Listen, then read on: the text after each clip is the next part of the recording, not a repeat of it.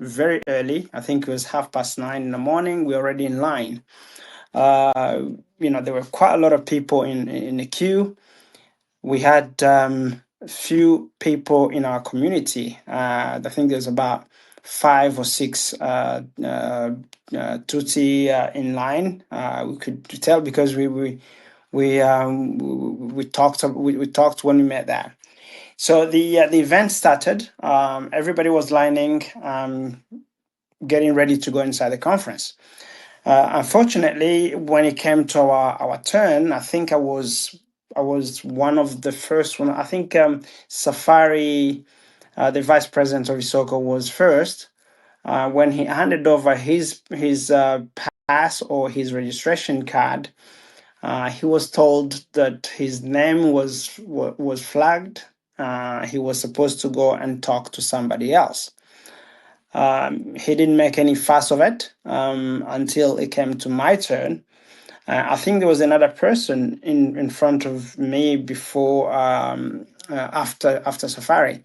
When that person was made to enter with a problem, when it came to my name, they told me exactly the same thing. They said, okay, you should go on the side, go and see the other person. They seem to have placed 2 security teams to check the names of the people who were coming in. So when we approached this gentleman who had a small laptop and the list of people on a piece of paper, when he opened up trying to check our names, that's when we realized that our name were already flagged. There was a yellow line under my name. There was a yellow line under Safari's name, and they told us, okay, for you guys, you need to step aside. We'll deal with your case a little bit later.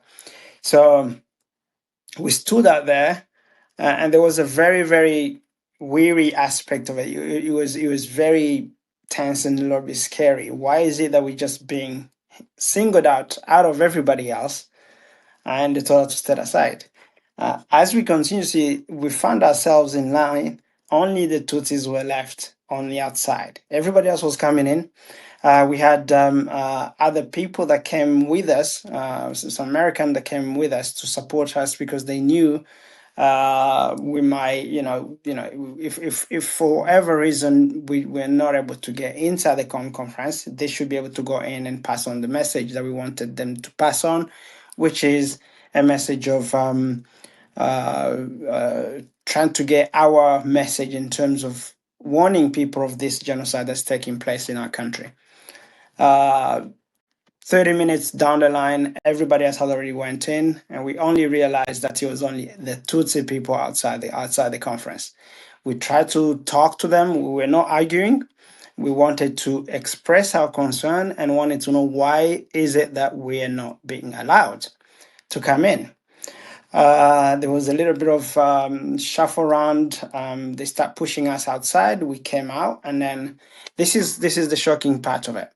At some point, they realized they have to tell us the reason, because the other security people who were there, who were American, did not understand. So guys, why are you not letting these guys out? What's the reason? Because we kept telling them that this is not acceptable. We are in America. Everybody should be given the opportunity to do this conference, to go inside the conference, unless they have a valid reason. Unfortunately, they did not have a valid reason. They came to a point where they had to tell us the daunting truth. And I can repeat this on tape, what they told me as to the reason why I should not get into that conference. One of the security guys told me that they start asking me questions. Are you Congolese? I said, yes, I'm Congolese. Which part of Congo are you from? I said, I said to them that I'm from the southern part of Congo. I said, let me check your passports. I removed my passport and show my American passport that had my place of birth, which is DRC Congo. Unfortunately, when he looked at it and said, this name does not look Congolese at all. This name doesn't look very Congolese. And then he said, even your face does not look Congolese. And this is someone talking to me as as a representative of community that look like me. It reminded me of my childhood, all those persecution that I had in the Congo. It reminded me of all the genocides and the killing that took place in my country, where people were being killed just because of the way they look, just because of the language they speak. And this gentleman, a security guard who I think he worked in the security details of the president of Tshisekedi, he looked at me and said, elongino penaliza eza elongi ya bakongole te. Telemawana, c'était en lingala, il m'a dit, okay, your face does not look Congolese. As we continue to talk, a colleague, one of the person, I think, what's his name? He came next to me. I think, what's his name? Barnabas. Yeah, Barnabas came as well. But Barnabas is a guy that looks he's a Tutsi guy. He's very tall, skinny. And this guy, I started talking to him in Lingala, the security person and I told him, listen, ngana zala nga Congolais tika biso tokota na kati tokende koyoka mokonzi na biso président Tshisekedi. On a commencé à parler, tout cela bien, il commençait à être un peu friendly. He became a little bit friendly. And then Barnabas came, and then when he looked at Barnabas, this is very shocking. And he asked me, and they said, Tala master, yo penza dongo zo ibisanga master opeza à Congolais. Tala longinae. Et c'était juste ce qu'il m'a dit. Il m'a dit, okay, are you really telling me that this guy is also Congolese? So the reason why I'm going into details is I'm trying to paint a picture of what the Congolese Tutsis have been going through in the Congo. I'm trying to paint a picture of the kind of discrimination that our people have endured for the past, 30 years, right? And I saw that right in front of me. The friend of mine who was next to me, Barnabas, did not even know what to do. This guy was asking him questions, asking him about his nationality, his identity, questioning his identity in America because of the way he looks. So this is what happened. So we had the right to be in that conference. We were supposed to be in that conference so we can ask questions, so we can talk about, or even get the chance to present ourselves and tell the world about what's happening in the Congo. However, because of the way we looked, because of the prejudices that the security guards or the team that came with the government of DRC had in their head, they stopped us going inside just because of the way we looked, just because of our names, and just because of their perception of who Congolese should be. So that is the concept. When I get the chance, I will go into details as to what I felt about it and how I see and the reason why they did that. But that is, in essence, what happened on that day. And I hope that we'll go into details. Will discuss about the consequence of those and the historical things, because that particular persecution brought into perspective all the massacres, all the genocide, all the killing that we have been going through. It came down, flashing into my face when they told me that I wasn't looking Congolese enough to come inside the conference. I think that's I could answer that question in short. And if you have any question, please go ahead and ask. Thank you. Thank you so much. Thank you so much, Douglas, for going into details. So I just want to remind everybody, people that are on stage, right now, you will remain a little bit silent until we open the microphone for everybody, for all the participants. So I since you and Safari, your name, when you arrived, you said that your name were flagged, I guess, in the color yellow. So one question came to my mind. It was like, okay, since they already flagged your name, did you ever receive any explanation or written communication about why you were not allowed in? And was it just two of you, the delegates, or it was a total exclusion for all the Tutsis? Just in short, briefly explain that, and Yeah. then we move on to the next question. Thank you. Good question. So I never received any explanation as to why I was kicked out, why I was denied entry. And it wasn't just the two delegates, the two presidents of the president of Mahoro Peace Association, which I am, and the vice president of Isoko. So it was every Tutsi that was there. So it wasn't just me. We only realized that it was us that were being kicked out few minutes down the line. Thank you so much, Douglas Kabunda. Je pense que on va, Didi, est-ce que c'est pas le moment pour demander le témoin oculaire qui est à Gershom, je vois, il est là. C'est exact. Oui, oui. Vous pouvez lui poser des questions comme ça. Voilà. Gershom, est-ce que vous m'entendez? Je vous entends. Merci d'être avec nous. Alors, voici la question qui se pose à vous. En tant que témoin direct de ce qui s'est passé en dehors de la salle, mais aussi dans la salle, parce que vous allez nous en parler, comment vous êtes arrivé à rentrer d'abord dans la salle? Et est-ce que vous pouvez nous dire l'importance d'avoir dénoncé cette injustice publiquement? Parce que vous êtes un de seuls qui une fois dans la salle, vous avez pris la parole, vous êtes mis debout et vous avez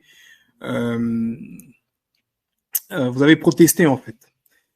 Est-ce que vous pensez, ensuite la dernière question, est-ce que ces gestes-là peuvent inspirer d'autres à briser les silences? C'est quand même assez difficile. Donc vous nous parlez un peu comment vous êtes arrivé à rentrer et une fois dans la salle, pourquoi vous avez dénoncé et est-ce que cet acte peut inspirer d'autres justement à briser les silences? À vous, Gershom. Comment je suis rentré? C'est simple, parce que on regardait les gens, le faciès des gens. Moi, je ne suis pas Tutsi, je suis pas Munyamulenge. Donc, il n'y avait pas de raison qu'on m'arrête à la porte ou bien qu'on me suspecte. Voyez, c'est comme ça que je suis entré. Alors, j'étais avec un monsieur là, un blanc, avec qui on était là, qui apparemment aussi était de notre côté. En fait, il n'aime pas l'injustice, c'était comme si un ami. Nous sommes entrés et les autres avec qui nous étions, nos amis Tutsi et Banyamulenge, qui devraient venir après nous, nous avons juste constaté, quand nous avons avancé, là où il fallait attendre, parce qu'il y avait une autre porte où il fallait entrer, nous n'avons pas voulu entrer, nous avons dit attendons les autres ici pour que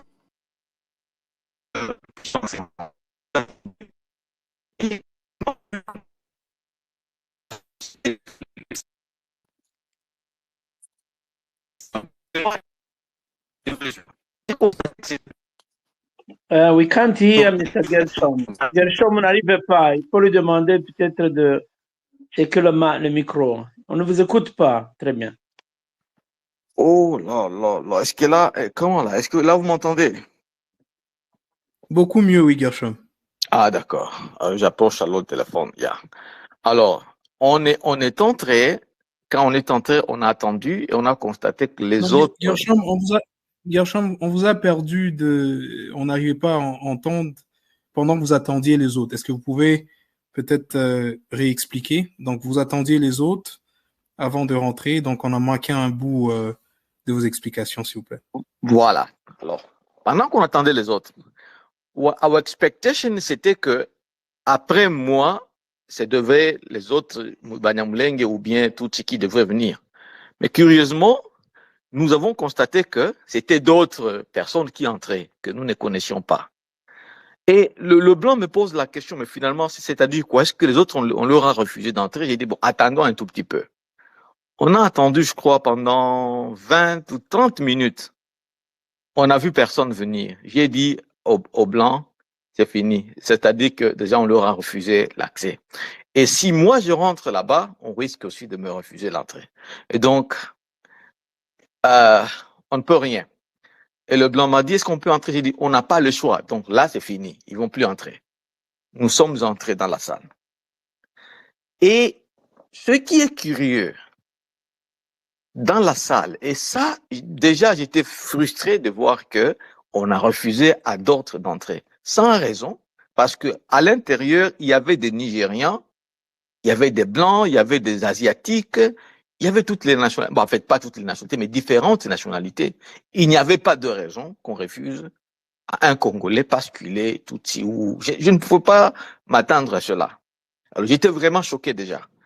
On est entré, et à l'intérieur, le message qui était là, vous ne pouvez pas imaginer, tout tournait autour de génocide qui s'appelle génocauste, mais la façon dont ils présentent cela, c'est exactement le contraire. Ils étaient en train de présenter que ce sont les Tutsis congolais et les Banyamulenge qui sont en train de tuer d'autres Congolais. Ils ont cité beaucoup de villages, Katogora, beaucoup de villages du sud Kivu. Donc, ils prennent tout ce qui avait été fait depuis l'époque de musée AFDL, ils ramassaient tous ces événements-là, ils les mettent ensemble pour dire, voilà, voyez ces gens, les Tutsis congolais, les Banyamulenge, ils veulent exterminer d'autres communautés.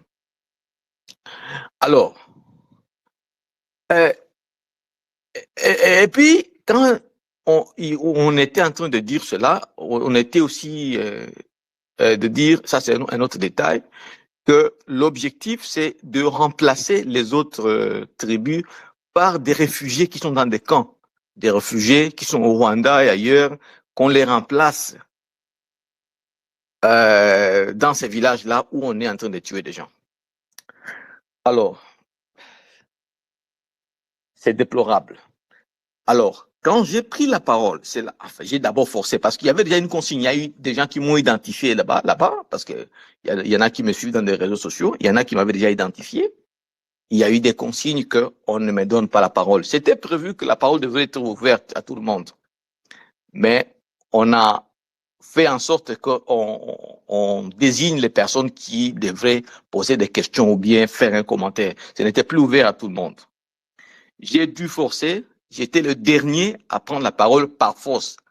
Bon, je ne dirais pas par force, mais je les ai dribblés. Ils ont appelé quelqu'un et comme moi, m'étais déjà déplacé, j'étais là devant là, je me suis précipité à prendre le micro. Et celui-là qui devait prendre le micro était derrière moi, il n'a pas pu prendre le micro. Et c'est comme ça que j'ai parlé. La première question que j'ai posée, pourquoi on dit que les autres tribus ont été tuées, massacrées, visées? On ne dit pas que les Tutsis aussi ont été tués, ont été massacrés à cause de leur faciès, les Banyamulenge et les Bahema. Bon, vous comprenez déjà l'audience était déjà empoisonnée, ils ont commencé à crier sur moi.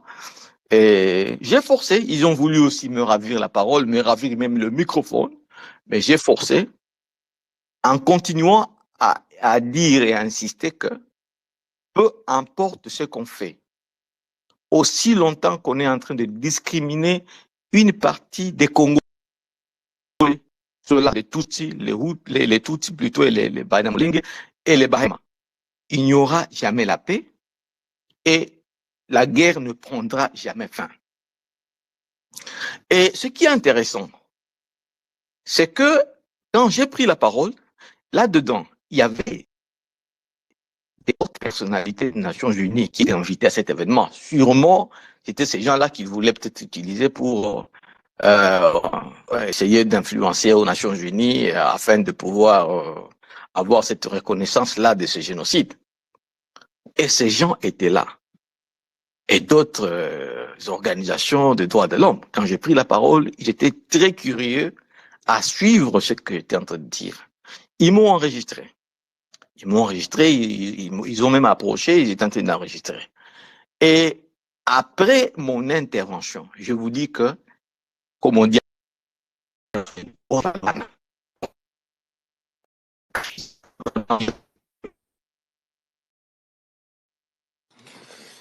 Papa Garjon, vous pouvez ajuster votre micro. ok. Vous m'avez encore perdu. Jusqu'à quel niveau? Alors, voilà. Et là, vous m'entendez? Oui, Cinq Est-ce que là, secondes. vous m'entendez? Ok, très bien. 5 sur 5. Alors, depuis, oui, à partir du moment où je suis intervenu là, tout a changé, le climat a changé. C'est ce qu'on dit en Swahili, Balilovana. Donc, j'étais mouillé comme une poule et ils étaient très chauds avant, hein, excited. Je vous dis, après mon intervention, tous étaient là, perdus, ne sachant plus de quoi il faut parler.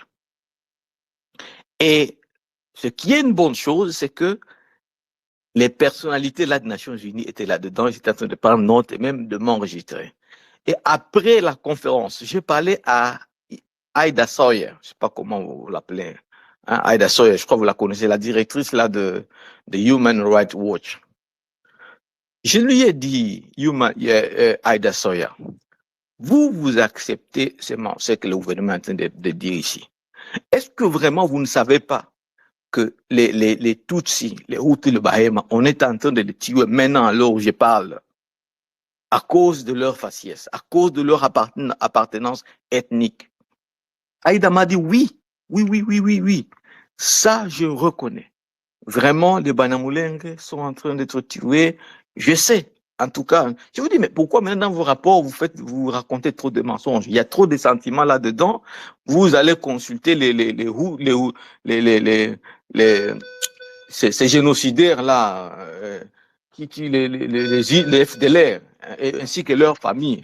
Ce sont ceux-là que vous conseillez pour avoir des témoignages. Et après, c'est un mensonge que vous véhiculez. Elle m'a promis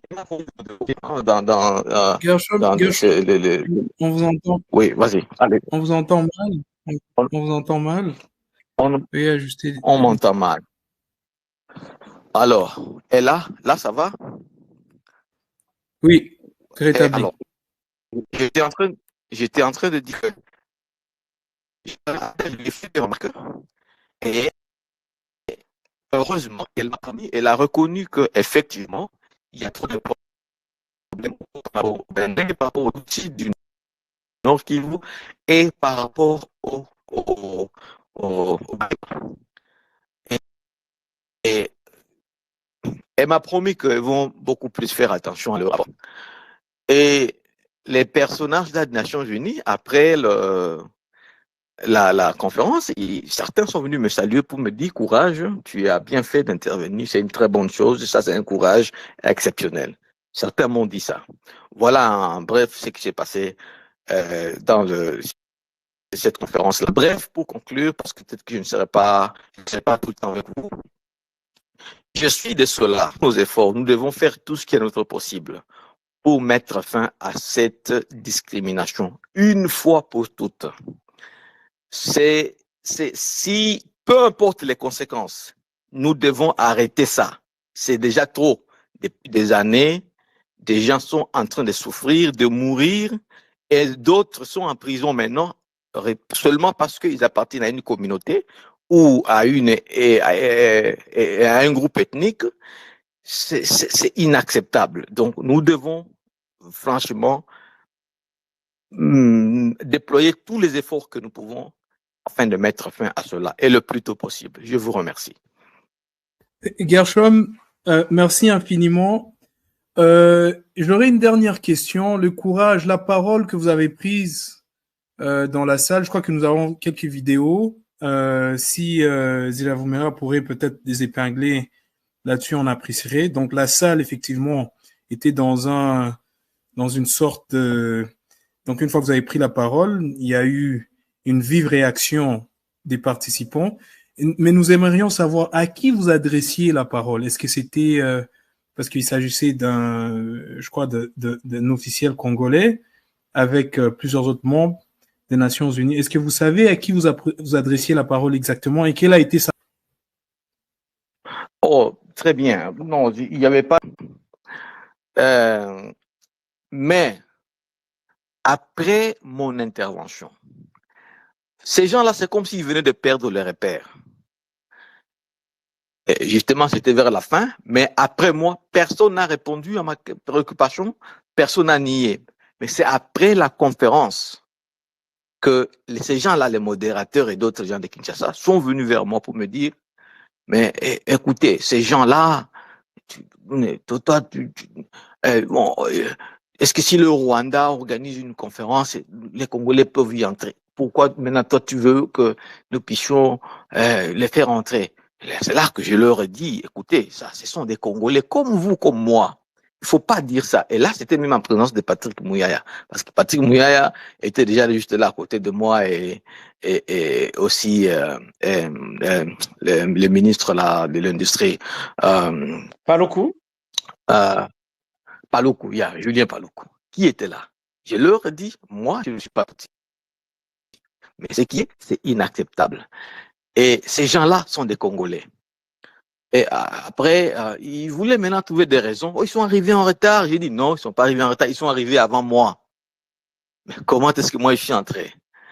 Bon, voilà. Et c'est après, maintenant, en conclusion, je me disais, bon d'accord, mais il fallait nous dire ça à côté. Il ne fallait pas dire en public. Hein, ben, on pouvait voir comment corriger ça prochainement, mais il ne fallait pas dire en public. Ça veut dire que c'était vraiment un coup dur pour eux. Hein. Écoutez, Voilà. Alors, si vous permettez, et donc vous dites que c'est Patrick Mouyaya qui vous parlait, qu'il fallait vous parler à côté. Je ne sais pas si c'est ce que je viens d'entendre ici. Non, c'était des gens qui étaient avec lui. Parce qu'après la conférence, à la fin, certaines personnes sont venues vers moi, hein, qui voulaient me montrer, voilà, je ne devrais pas agir comme ça. Et Patrick Mouyaya aussi s'est mis debout en voulant sortir, il s'est arrêté là où j'étais, et ainsi que Julien Paluku. Alors, ce sont ces gens-là qui étaient avec lui qui ont dit alors que, écoutez, mais il fallait pas dire ça à haute voix. Et Patrick Mouyaya ne faisait que sourire là. Il avait honte parce que lui, il disait non, prenez les selfies, montrez à tout le monde qu'on n'a pas de problème avec les Banyamulenge, avec les Tutsis, on est bien, tout ça. Vous voyez? Bon, maintenant, curieusement, je venais maintenant de démontrer là-bas qu'il y a des gens qui ont été exclus à la conférence parce qu'ils sont Tutsis congolais ou parce qu'ils sont Banyamulenge. Et alors, il était perdu. Il était perdu. Et sincèrement, c'est ça bouleversé parce que l'ambiance d'avant et d'après mon intervention, c'était tout à fait différent. Merci infiniment, Gershom. C'est une bénédiction de vous avoir et de nous relater vos témoignages. Particulièrement, je dis merci pour avoir pris le courage de dénoncer ces injustices. Et on prend à cœur votre appel à l'action. Il faut en finir avec la discrimination. J'espère que vous allez rester avec nous. Nous avons avec nous aussi activistes William Shuti et Monsieur Barnabas qui étaient aussi présents. Richie, est-ce que vous me permettez d'insérer une autre question Monsieur peut-être William Shuti en anglais? Oui. Merci. William Shuti, can you hear me? Yes, I can. Wonderful. It's great to have you here. Can you please explain to us how you were excluded from the conference and what exactly happened at the entrance? I think Douglas was relating that their names were highlighted in yellow. If you could give us your testimony. And before you mention that, if you could also tell us, did you receive an official invitation? Was your registration like the other participant? And if so, what reason were given to you for denying you entry? Okay, give me just 1 second. Let me pull over. Sure. Yeah.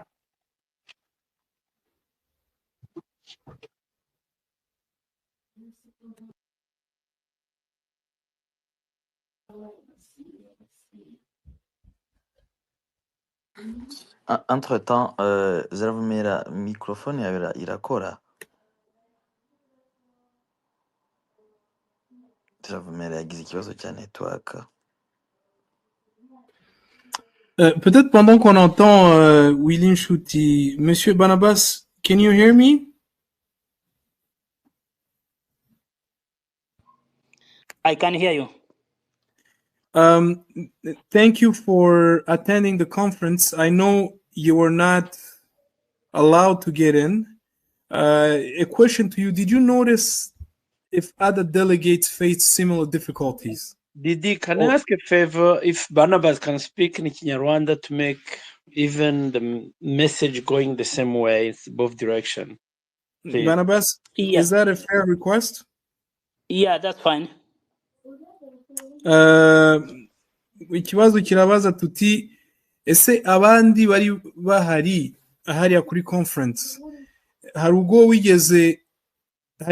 bigeze bababuza, ubwo ndi kuvuga abantu bose muri rusange, udusobanure kuntu wowe bagufashe bagushira iruhande, ese wari kumwe na Willy Inshuti, ese mwari muri kumwe mwese cyangwa buri muntu wese yazaga ukwe? Urakoze cyane Didi, ndetse n'abandi bashe kuba bafatiye umwanya kugira ngo tuganire kuri iki kibazo twahuye nacyo. Ndabashimiye. Ku bijyanye n'ikibazo cyawe, mu by'ukuri twavuye ahangaha upstate New York twerekeza muri New York City, n'indi kipe y'abakongomani twari twishimiye kujya kubonana na perezida wacu. Turagenda tugeze muri New York City aho inama yari iteguwe kubera. Tuhageze twasanze already abambere bahageze, nahasanze Willy Inshuti, nahasanze Douglas, nahasanze Safari, nahasanze n'indi gasi yari na Gashom, bose nahabasanze already bo bari bahageze, bari ndetse bari n'imbere murongo muri line. Ubwo twabashije kuhagera, buri wese mu modoka yari yishimye, yari excited kugira kuhura na perezida wacu ndetse no kwitabira inama muri rusange. Nyuma yaho twarahuye tubasanga bari turaganira, turaramukanya, hanyuma tugerageza kugira ukuntu ko twakwinjira, tuguma aho ngaho akanya gatoya, umwanya muto, mu gihe bari kwiorganiza mu ndani abashinzwe kwinjiza abantu. Mu minota mikeya baza gutangira guhamagara abantu kugira ngo twinjire. Mu by'ukuri delegation yacu yari mu bambere babanje kwinjira. Batangiye kwinjiza, nabonye nanjye ndi nyuma gatoya, ko twari tuje twabasanga, twahagaze nk'inyuma gatoya, tubone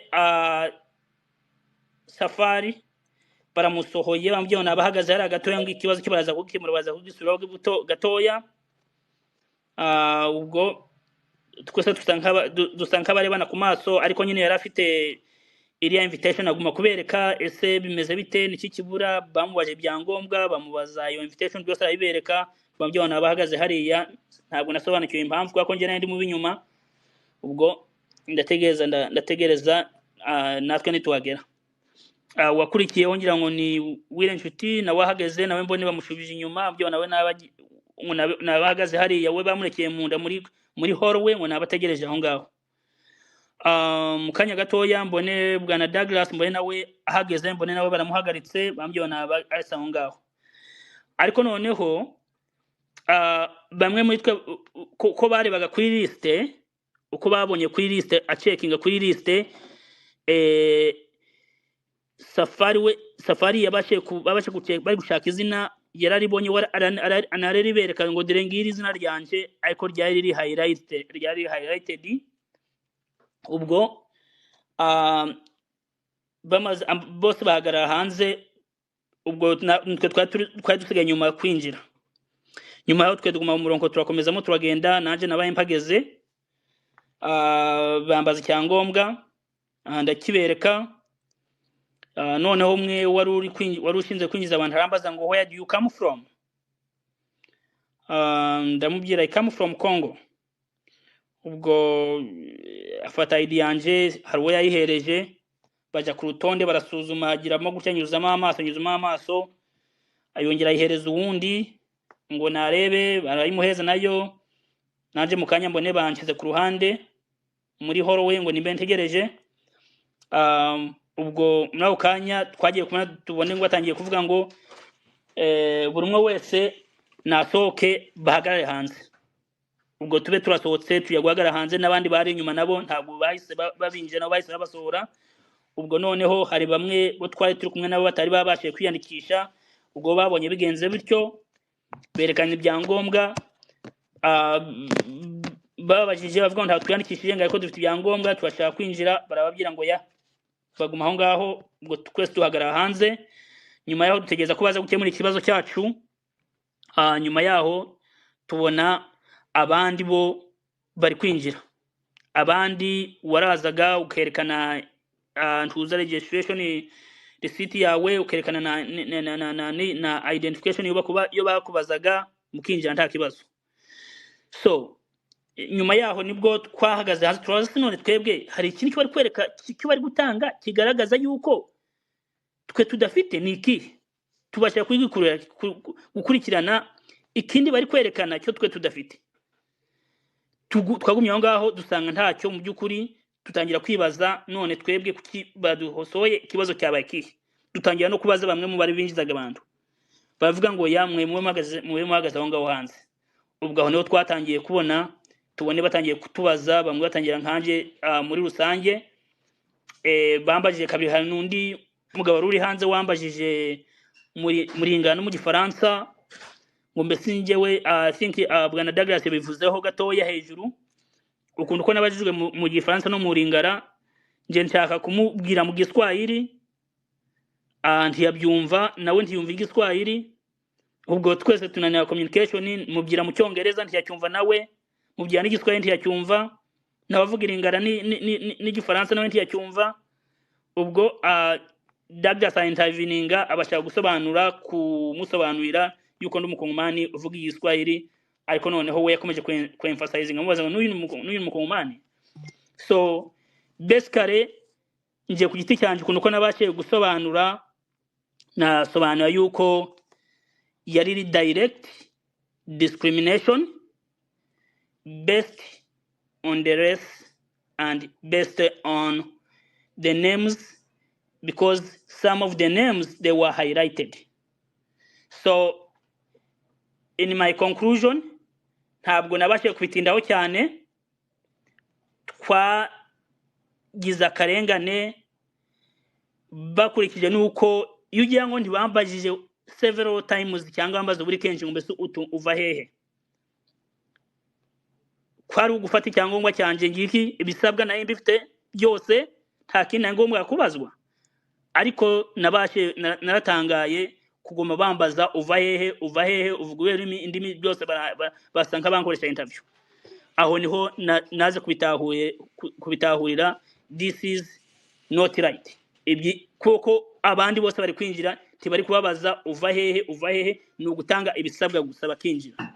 Njewe ntabwo nagize ayo mahirwe yo kugira ngo babimbaze mbitange bavuga ngo simbyujuje, nari mbyujuje, ahubwo njewe ntabwo nasobanukiwe impamvu nanze kwinjira. Ubwo nibwo nahise nyuma at the end bamaze kuvuga ngo no more, nta bandi bagomba kwinjira, kandi natwe nubwo bari batutse zinga ikibazo cyacu baza kugisobanura kugikemura bwa nyuma ntacyo bakemuye, baturekeye hanze bafunga inzugi.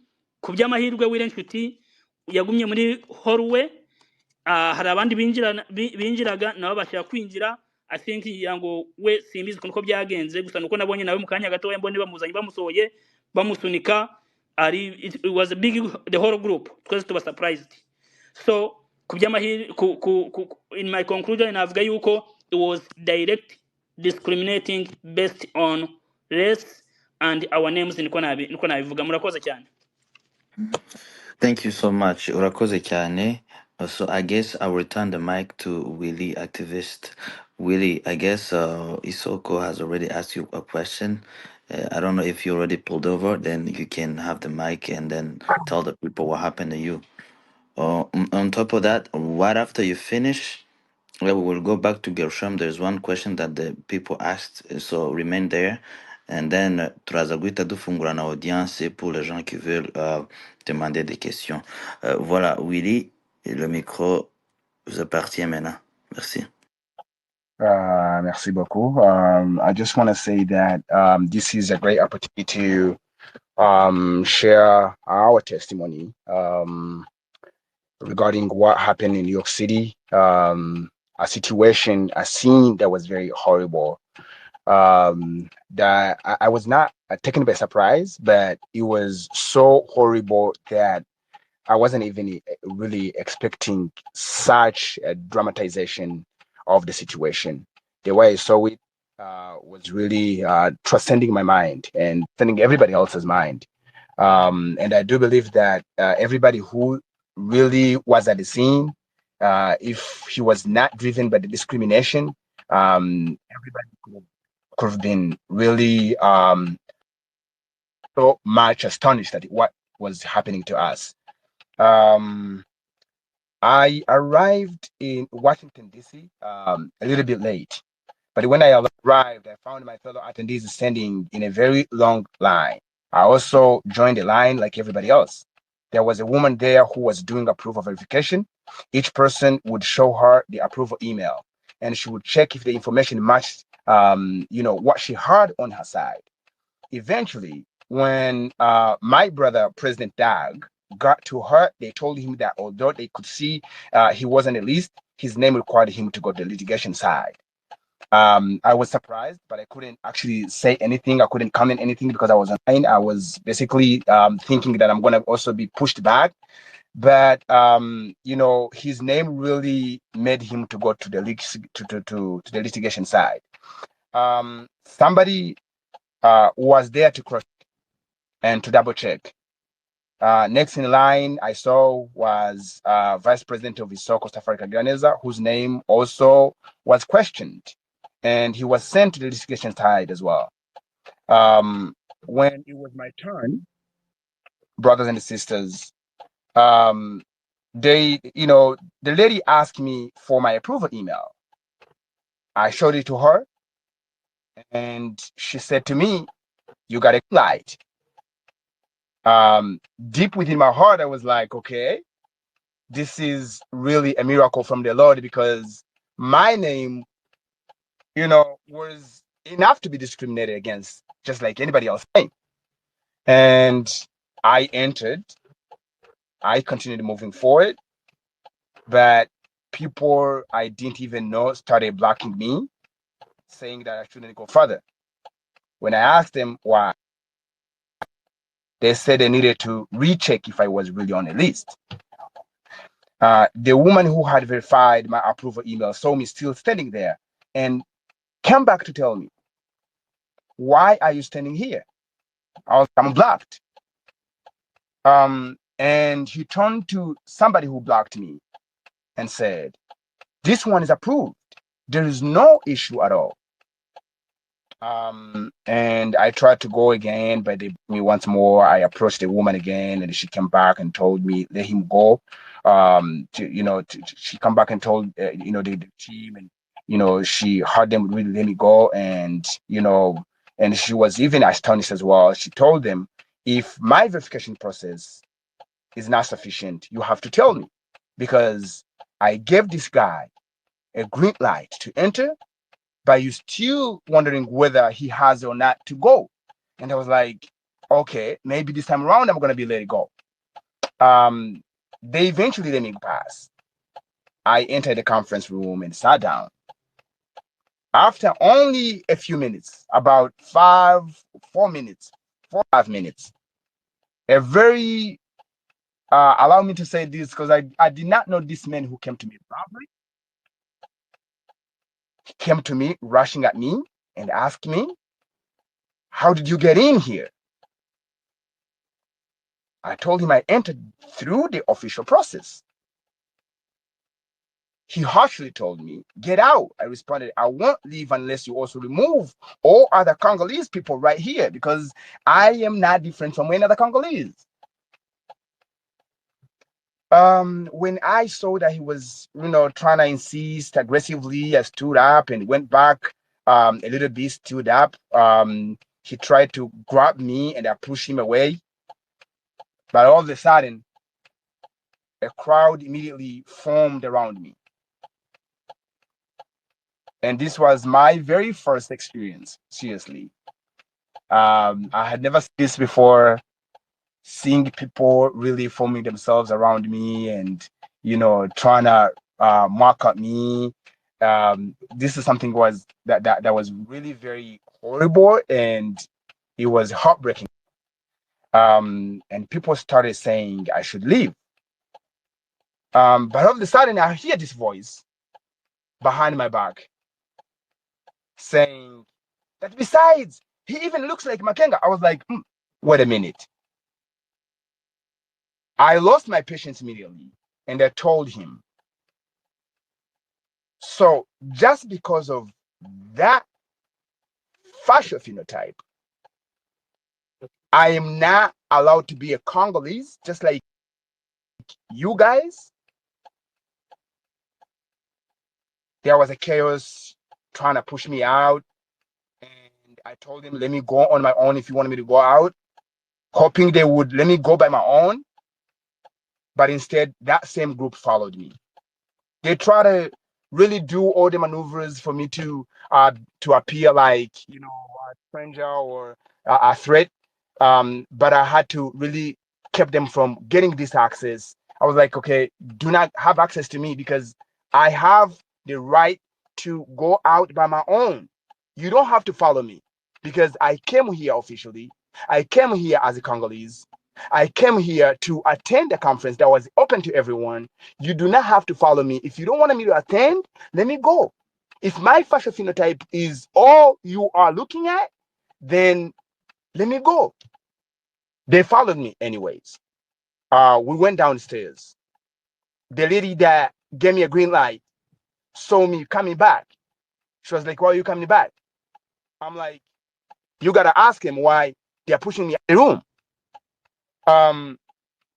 When she wanted to ask them, they really kind of pretended as if they don't want to really, hear her voice and everything. She wanted to be advocating for me. And, I kept arguing with them. Like, I turned to the guy who really voiced out of my back that I look like Makenga. I was like, his argument, his low, cheap argument is the fact that I look like Makenga. And, the security guards, seeing that the chaos was going to be very intense, they opened the door. I had to get out. There's the video you saw. I was kind of arguing. I was actually, defending the fact that my phenotype was not enough to really expel me from the conference. And I got out of the conference like that. That was really the scenario. And, immediately I was given the interview. I had to tell the truth of what happened within the room. And, but what shocked me even more is the fact that, people around, other Congolese around, were actually very happy about what was happening to us. President Douglas was also very shocked at, the fact that the fellow Congolese could not even be compassionate over, their fellow Congolese who are being discriminated against like that. So this is what happened. It was my very first experience ever. I had never been expelled from a conference like that. And, I learned even more that the discrimination against the Tutsi, the Bahema, the Banyenge, is getting rampant.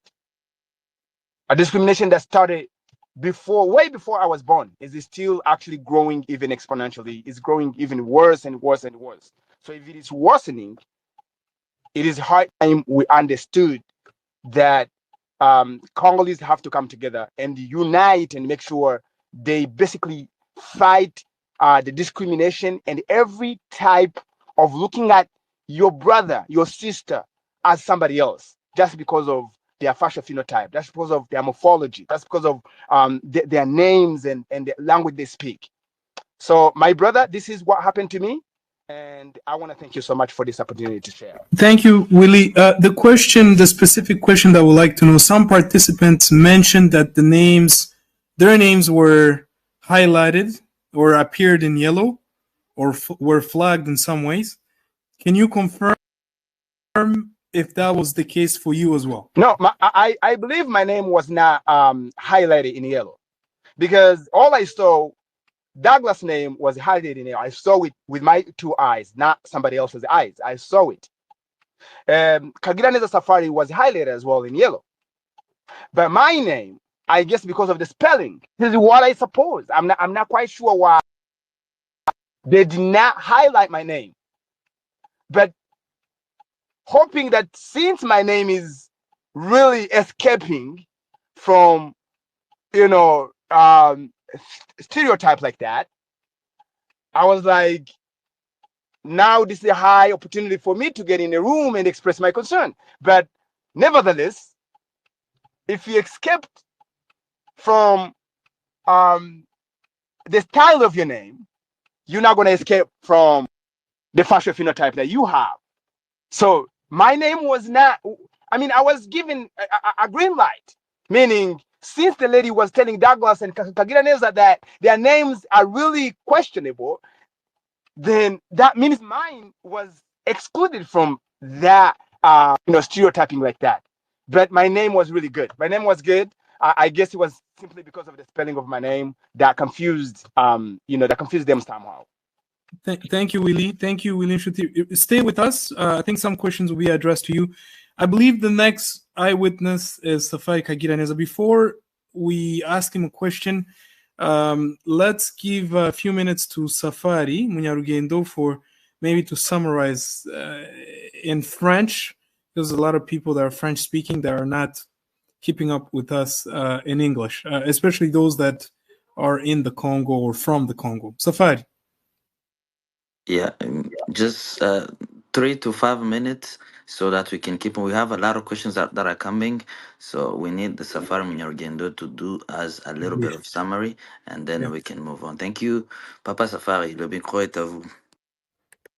Merci beaucoup. Merci à tous nos compatriotes qui se sont sacrifiés et malheureusement qui n'ont été à qui on a dénié le droit d'aller dire le génocide dont il était question, c'est nous, les victimes, nous, ceux-là qui veulent présenter. Donc, en bref, je crois que si on peut lire le 23 septembre, le lendemain de cette conférence organisée par la mission de la RDC aux Nations Unies, avec titre 30 ans de conflit armé en RDC, un appel à la reconnaissance de génocide oublié et ignoré pour la vérité et la justice. Ces conférences, au moins nous avons des éléments qui nous disent clairement qu'avec les témoins qui étaient sur place, avec ce qui a été dit par M. Gershom, notre message, la lettre que Isoko et Mahoro avons publiée le 23, décrit également ce que représente l'exclusion des personnes qui sont venues avec comme seule intention, nous venons vous dire à cette conférence, c'est nous les victimes, et ce ne sont pas ceux-là que vous les nommez. Parce que le mot génocide qui est repris ici, ignoré ou oublié, c'était de nous dont il s'agissait. Et dans ce qu'on disait notre frère activiste et Gershom, et comme Barnabas, ils ont repris en détail. L'exclusion a été faite sur base de nom, de la faciès et de ce que nous sommes. Mais comme nous l'avons dit dans notre lettre, cette exclusion elle est également celle qui a été faite à Moïse Nyarugabo. Rappelez-vous, au Parlement, quand il avait prononcé un discours devant M. Mbosso, M. Mbosso lui avait demandé « Allez chez vous ». Et c'est ce même discours qui est repris par les Wazalendo dans le Sud Kivu. Ce sont le même discours repris par les extrémistes dans le Walikale. Ce sont les mêmes idéologies génocidaires qui ont été reprises pendant tout le temps que le Nord Kivu était occupé par les miliciens et autres FDLR. Donc, c'est en fait l'aboutissement d'un programme que le gouvernement congolais a mis en place. Je vais donner un peu un paragraphe qui reprend que ce qu'a dit dans une interview aujourd'hui le ministre de la Communication. Il a repris, il est parti donner une interview à 2 Congolais qui sont aux États-Unis et qui disent carrément il faut tuer les cafards.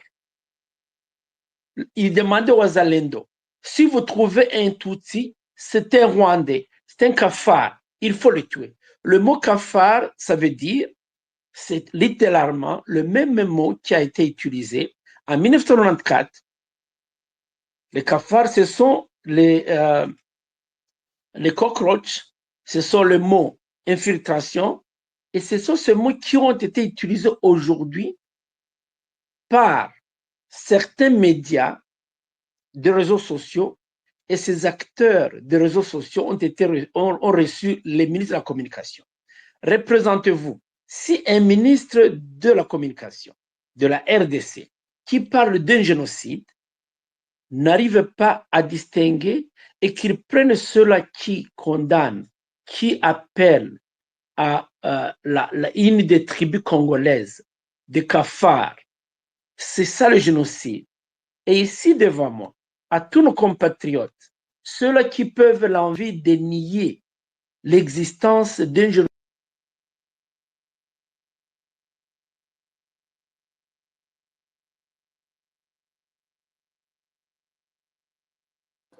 Didi, est-ce que vous l'entendez? Non, je n'entends plus Safari. Peut-être qu'il reçoit un appel. Probablement, fort probablement, oui. Ok, je vous rappelle que nous avons quelques minutes qui nous restent pour qu'on finisse notre espèce. Et puis, on va ouvrir l'espèce pour l'audience. Et l'audience va poser des questions. Les questions seront adressées à Douglas Kabunda, Safari Minyaugendo, et peut-être les témoins Gershom et activistes. Et il y a une autre question qu'on a posée, qui a été adressée à Monsieur Gershom. Gershom, après avoir intervenu dans la salle, est-ce qu'il y a-t-il d'autres nationaux qui vous ont peut-être approché pour quand même savoir ou bien comprendre l'autre version de l'histoire?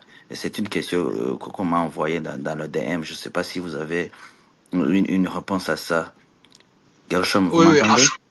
avant que je réponde, est-ce que vous m'entendez là? Ça passe bien? Oui, ça va. Alors, avant que je réponde, je voulais faire un petit commentaire sur la déclaration de Willy. Willy Shuti, ça ne sent pas le Kinyarwanda. Moi-même, ce nom-là, quand je l'avais écouté pour la première fois, je n'avais aucune idée. Je ne pouvais pas imaginer que c'est un rwandophone. C'est ce qui a fait que son nom n'était pas highlighted, ça n'était pas souligné. C'est tout à fait normal que lui pouvait entrer en principe s'il n'avait pas le faciès Tutsi. Pour revenir à la question, oui, il y a certaines nationalités des Blancs, spécialement, qui m'ont approché, parce que les Noirs.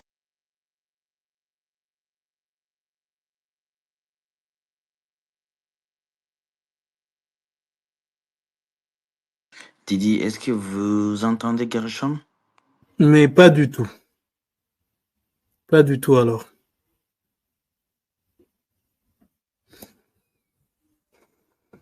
Qu'est-ce qui se passe, Richie? On est attaqué là? Je sais Je crois pas. qu'on est attaqué. Hein. Il faut bien vérifier, partager l'espèce. Il est descendu. Nos compatriotes nous attaquent sérieusement. Eh ouais, ça c'était notre combat. La question. Didi, vous me suivez? Oui, on vous entend là, Safari. Oui, nous sommes bien attaqués. Quoique il faut partager l'espèce, les amis. Alors les amis, voilà partagez les spaces. Je crois qu'on a des attaques. Donc. Ouais. Est-ce que Gershom, vous êtes là? Oui, je suis là. On vous a perdu pour un moment. Donc vous pouvez reprendre la réponse. C'est comme ça. Je vous redonne le micro. Ok. Pour la question, j'ai dit que j'ai été approché par certains blancs, spécialement certains des Nations Unies et même certains des responsables des ONG de droits de l'homme précisément Ida Soya, Aida Soya, c'est pas comment vous prononcez le nom. Ils m'ont encouragé, ils m'ont dit que j'ai fait preuve d'un courage exceptionnel. Et c'est à cette occasion-là d'ailleurs que j'ai fait aussi mes remarques à Aida Soya par rapport à son travail et les rapports que son ONG fait. Est-ce que j'ai répondu à la question? Oui, oui, merci. Convenablement, oui. Merci, Gershom. Je vous en prie. Richie, à vous, on redonne la parole à Safari pour la... Oui, oui, oui, oui, oui. Safari, à vous. Merci beaucoup, les amis. Donc, le témoignage de tous nos frères qui ont été présents, qui nous ont représentés, met en lumière un programme d'un gouvernement qui veut ne pas reconnaître la réalité. Le génocide est réel. Quand vous suivez le témoignage de William Shuti, lui, il a échappé parce que quand vous voyez le nom, comment il est écrit, apparemment c'est passé. Mais Kagira Neza, c'était déjà un signe. Voilà, le nom lui-même, Kagira Neza, et donc voilà les signes. L'autre élément qui a été révélé, Barnabas. Barnabas, lui, il a témoigné, il dit, il m'a vu et il a regardé. Et Douglas l'a répété, on lui a demandé à Lingala. Et en Lingala, il dit, moi, Mouto vraiment à Congolais. Est-ce que ce monsieur, moi, tu le vois de par son visage, il est Congolais. Donc, Barnabas, déjà, lui, de par son visage, il a été condamné à ne pas accéder à cette salle. Donc, voilà un peu. Alors, l'idée, c'est quoi? C'est qu'aujourd'hui, ce qui nous arrive étant américains aux États-Unis, nous exclure pendant que nous avons écrit des correspondances comme organisation. Nous l'écrivons pour dire au gouvernement. C'est à notre qualité pour vous dire, s'il vous plaît, il y a un génocide réel. Vous avez armé les Ouazalendo, vous les financez et vous leur dites, faites le travail. Et le travail qu'ils disent, nous allons chasser les étrangers, les infiltrés, les Rwandais. Et ces Rwandais dont on parle au Congo sur les Tutsis. Et c'est un peu pour dire, tous les témoignages viennent confirmer que l'idéologie génocidaire contre les Tutsis au Congo est réelle. C'est cet élément-là que je voulais dire en résumé de ce qui a été dit, mais pour rappeler à tous nos compatriotes que le génocide, quand on le cite, je peux leur donner, peux partager avec vous qu'il y a 10 étapes d'un génocide. Pour dire le mot génocide, il y a 10 étapes. C'est la classification, la symbolisation, la discrimination, la déshumanisation, et puis il y a le déni, l'organisation à tuer les autres, là qu'on a déshumanisé. Comprenez que quand on nous déshumanise, on nous tue. Et puis au point 7, c'est la préparation.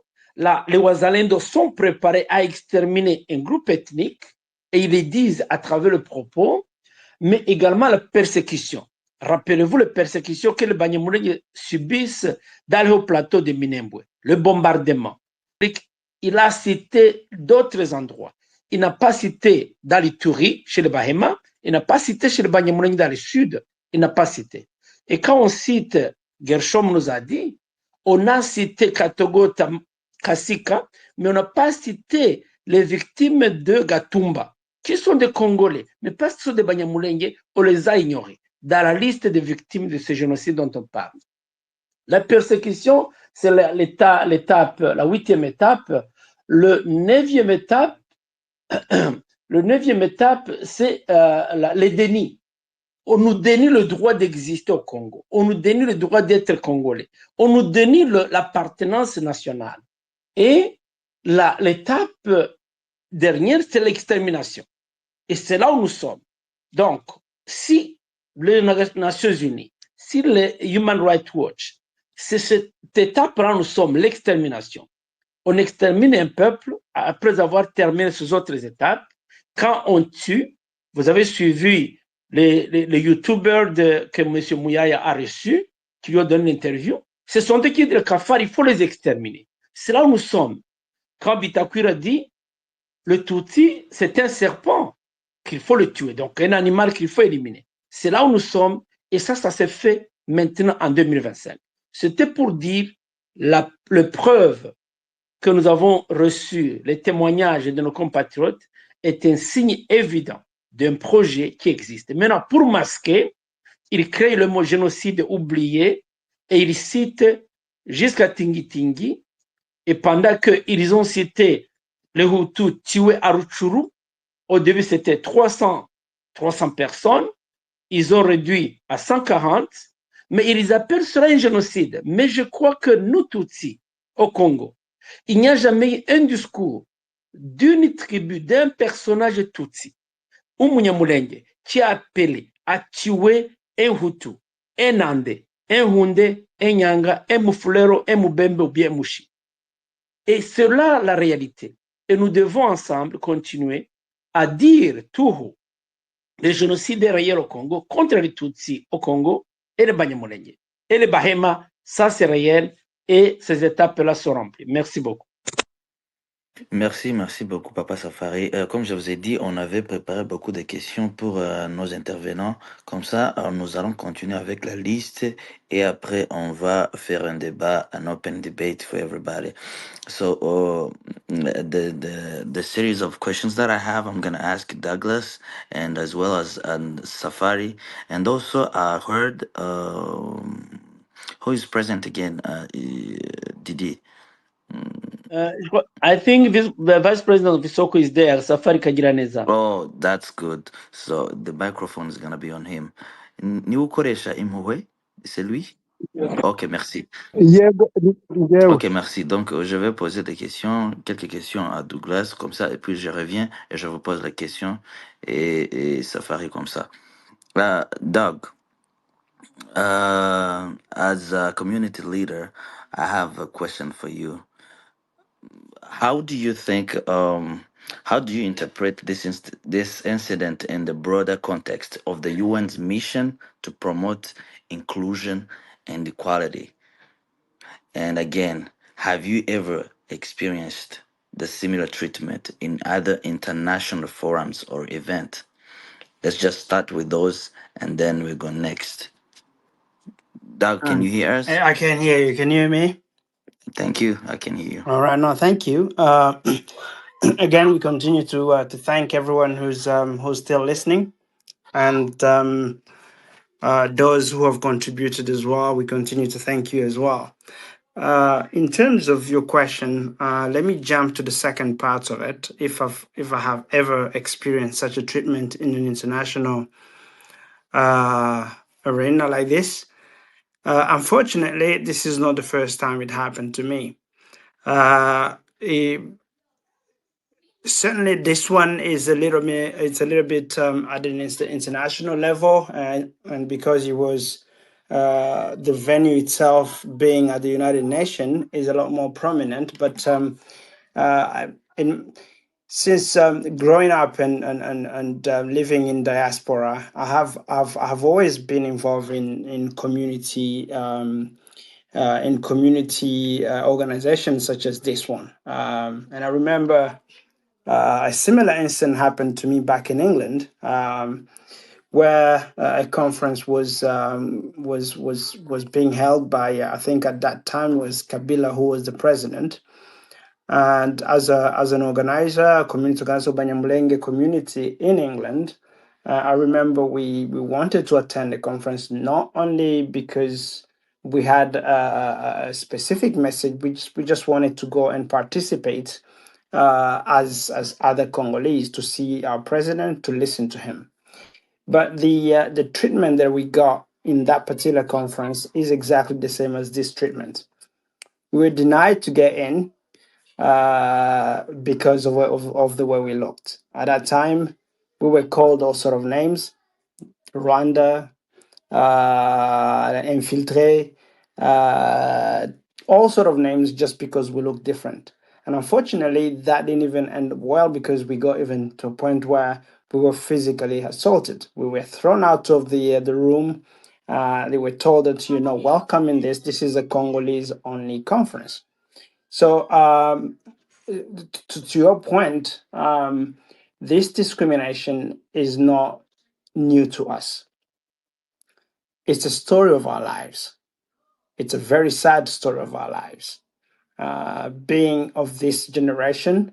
I don't think there's any Munyamlenge here or Tutsi from from the northern part of Kivu who will tell you that at this time he's never encountered a discrimination because of who they are by our fellow Congolese. So this is it happened very often. It's a very sad situation, and that's why we need to stand up against this kind of treatment. We need to stand up and say with one word, not only us who are the people being persecuted, we need other people to stand up for us as well. Going back to your initial question, the context of this in this in regards to the United Nations and what it stands for, we can definitely see that our government, even though it is part of the United Nations, clearly do not understand or do not follow its rules and regulation. Discrimination against anybody because of their race, because of their gender, is against any international law, let alone a United Nations conference like this one. This tells you that we have a government that is bent on ensuring that the discrimination against its people, the government who's committing the genocide in the who's aiding the genocide, committing the genocide against its own people, being called upon coming into the United Nations and ensuring that what they're doing in the country is also following them. Today, as we stand here and we're talking about this discrimination, we should not be talking about discrimination at the United States Conference. Our government should be ensuring that the people who are supposed to come into conferences are given the opportunity. But unfortunately, you cannot hide what you have inside your heart. Our government should take responsibility of this particular discrimination. They should take high responsibilities of all these killings that is taking place in the Congo. They should take responsibility of these generations of discriminations, the killing that have been taken. And if you might ask me, why is it after all these years we still have wars? Gershom said it very well. If this is not addressed, if this discrimination is not addressed, we will never see peace in the Congo. The current government of DRC should know that if they do not address this endemic hatred within not only the government officials, the media in the Congo, the hate speech that's being promoted, that is the fundamental. That's the reason why we have ongoing wars until today. We need to be able to address the root causes of what's going on, the root causes of conflicts back home in the Congo, in order to have a hope to get peace back home. Otherwise, we will be here, this generation, and the next generation coming. So we need to make sure that our message is transmitted to the right people, starting at the United Nations, to our government, and every human rights organization that can listen to us. If we don't do it, we will come back here.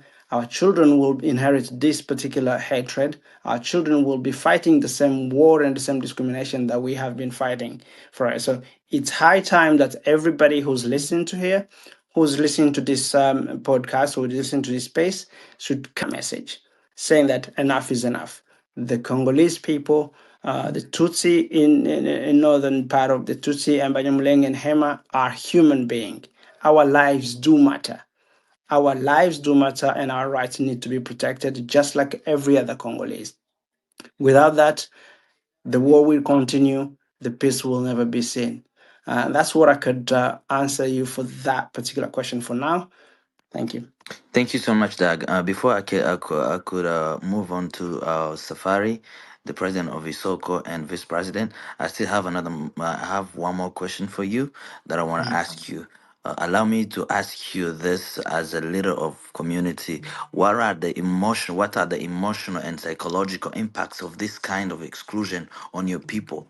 Just briefly, Yeah, starting thank by you so much. yourself. Yes, if by excluding me as the leader of Anyamulenge in the United States, it reflects very, very well onto the community. Our people have been discriminated way before they even got to this country. So seeing their representative being discriminated again in this country, it brings back memories. It brings back all the memories that they've went through. It gives them the notion that even where we are here in a country that's supposed to be a country of laws, we can still be discriminated. The fact that we run away from the genocide and the killing that we run away from can even follow us in a country like this one today. So there is this notion among our people that our freedom or our peace is still very, very far away. It's not touchable. We can't touch it yet. Them being in this country, it gives them a little bit of safety in terms of security. But when they look at the way we're being treated here and they think about our communities back home, it's painful. They tend to a point where they believe that the people who are still back at home are not safe. They're not safe.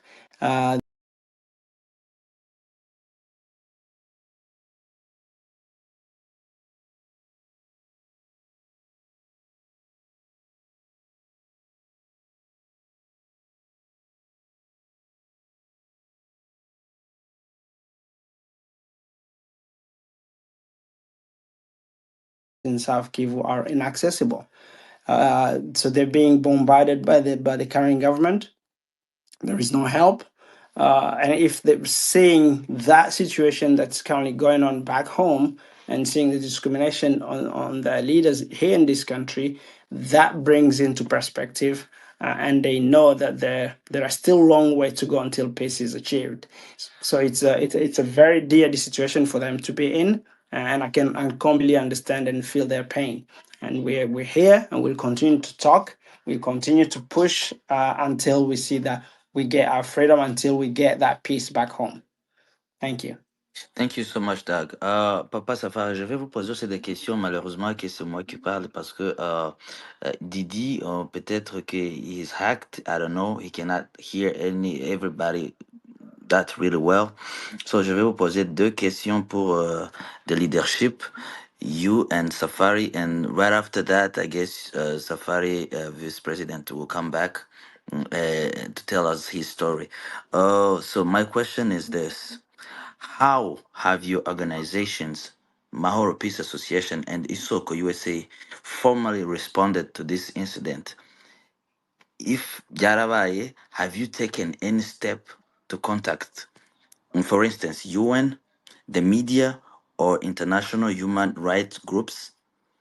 And the third is, what would you like to say directly to UN or other stakeholders who allowed this exclusion to happen? I don't know if you're going to respond all three of them, or if I can ask one by one. There was just those three questions. Let's go one by one, please. Okay, the first one was how have your organizations, Mahoro Peace Association and Isoko USA, formally responded to this incident? Est-ce que vous avez fait quelque chose? Merci. Merci beaucoup, Richie. Je crois que c'est un combat et je crois que la lutte qui est menée, c'est une lutte pour laquelle nos organisations doivent travailler. Nous y avons travaillé. Quand nous avons vu les titres de 30 ans de conflits armés en RDC et des génocides oubliés et ignorés, et nous avons compris qu'il s'agissait de nous. C'était nous, les victimes des génocides. Et nous avons vu la première action, c'était d'écrire au maire de la ville de New York. Je crois que nous pouvons être fiers comme organisation d'avoir réussi avec toutes les personnes qui ont appelé le maire de la ville de New York, M. Eric Adams. Il a annulé sa présence à cette conférence. C'était déjà une réussite. Il n'a pas participé pendant qu'il était sur la liste des participants. Donc, c'était déjà le premier combat. Le deuxième combat, nous l'avons mené aux Nations Unies. Nous avons écrit à tous les ambassadeurs en mission diplomatique à New York, y compris la mission de la RDC aux Nations Unies. et au conseil permanent, au conseil de sécurité permanent. Nous leur avons écrit une lettre détaillée. Et dans cette lettre, nous parlions du vrai génocide qui est au Congo contre les Tutsis, et explicitement avec des détails à l'appui. Les mêmes détails ont été envoyés au maire de New York. C'était aussi un autre élément pour dire, voilà ce qui va arriver, voici ce qu'on parlait du Congo, mais le Congo nous a oubliés, nous sommes ses propres enfants. Ces lettres ont été envoyées et ont été publiées. Après le refus d'accepter le président de Mahoro Peace Association, Douglas, et le vice-président de Isoko, Safari Kagiraneza, nous avons compris qu'il fallait qu'on alerte les médias et nous avons fait un communiqué de presse le 23. Est-ce que vous pouvez nous parler? Vous parlez du vice-président alors? Oui, oui.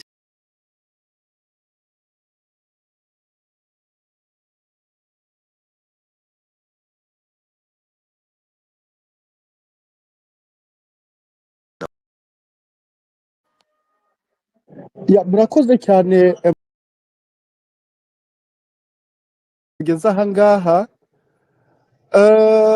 mu magambo makeya n'ubu ngubu ngewe ndacyafite ubwoba kubera ko tukigera hariya nk'abakongomani bari bagiye kureba perezida wabo nagize ihungabana nanone nagize muri 1993 ubwo nigaga mu wa gatatu umunyeshuri twiganaga yaravuze ngo tuzabica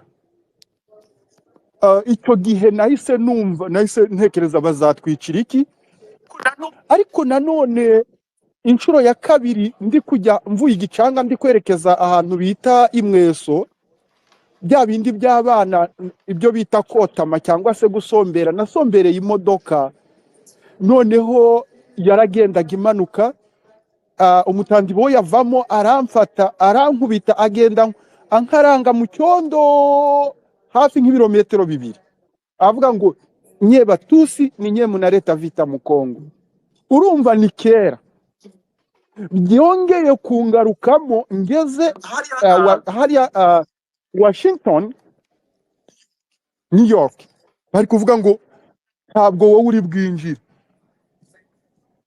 mwabavandimwe mwe ngiye kubabwira utuntu nabonye ntago ndi bujye muri details kuko byose babivuze tukinjira Douglas yabanje kwinjira baramubwira ngo jya hariya ku ruhande kuko hari amatsinda abiri y'abari bashinzwe umutekano tsinda rya mbere ryari ry'abanyamerika bari bahayarinze tsinda rya kabiri ryari ry'abakongomani bari insoresore harimo n'abakobwa wabanzaga kugera ku mukobwa akareba muri telefone ye yarangiza akakubwira ati genda winjire cyangwa se akakohereza ku musaza wari wicaye ahantu ari kureba kuri liste amazina ya buri muntu igitangaje ngewe nkimara kubona Douglas bamubwiye ngo subira hariya turaje ikibazo cyawe tukigeho nahise ntaninga mind yanjye ndavuga nti rero uko biri kose ibintu birahindutse reka noneho ndebe ese uyu musaza koko ari kureba amazina cyangwa se amushubijeho bitewe n'impamvu nkihagera icyo nihutiye nukureba mbese izina ryanjye ririmo yazamuye urupapuro rwa mbere mu buryo bwihishe cyane azamura urupapuro rwa kabiri urwa gatatu izina ryanjye rya Safari Kagiraneza ryari riri mu ibara ry'umuhondo irya Douglas Kabunda ryari nk'irya gatatu ukurikiye iryanjye nanjye arambwira ngo nawe genda hariya ujye ku ruhande nahise ntangira kugira ubwoba ntekereza ko bishobora kuza kutugiraho ingaruka bitewe n'imitekerereze n'imibereho abakongomani babayemo y'uburyo bajya bafata abantu bagahita babica nta kibazo ukabona umuntu baramwishe burundu ubwo nkimara gusohoka nafashe telefone yanjye ndavuga nti buri kintu cyose kiri bubere hano ndagifata ndagifotora kugira ngo nihagira n'uwo banica nibura wenda tuzagaragaze n'amashusho. Ntago byatinze kuko wiri inshuti we izina rye ntago ryari highlighted, we yagezaho arinjira. Amaze kwinjira, igitangaje nari ndahantu ku ruhande, nimuza hari akavideo muyaya yinjira, yabonye Douglas Kabunda bakubitana amaso, niba yavuze ati aba bafuna cumu nabo bageze aha ngaha nanone. Birashoboka ko yahise atanga sinye, kuko ngewe ikintu nari namaze gufata opposition niyo gufata buri kantu kose kari kubera aho ngaho. Bitaratinda niho naje kubona wiri inshuti bamusohoye basa naho bamufashe mu ijosi. Ndavuga nti ibyo navuze, ibyo natekereje bishobora kuba bigiye kuba. Ngize amahirwe sinzi ubwenge bagize, bamusohoye nkaho bamusohoye mu kinyabupfura, ariko mu nzu bari batangiye kujya bamufata basunika. Vuga nti abangaba bitewe n'imitekerereze yabo wasanga bakoze amahana hanga. Niyo mpamvu mwabonye kare aka video nagafashe, agisohoka ntangira kumubaza ibimubayeho.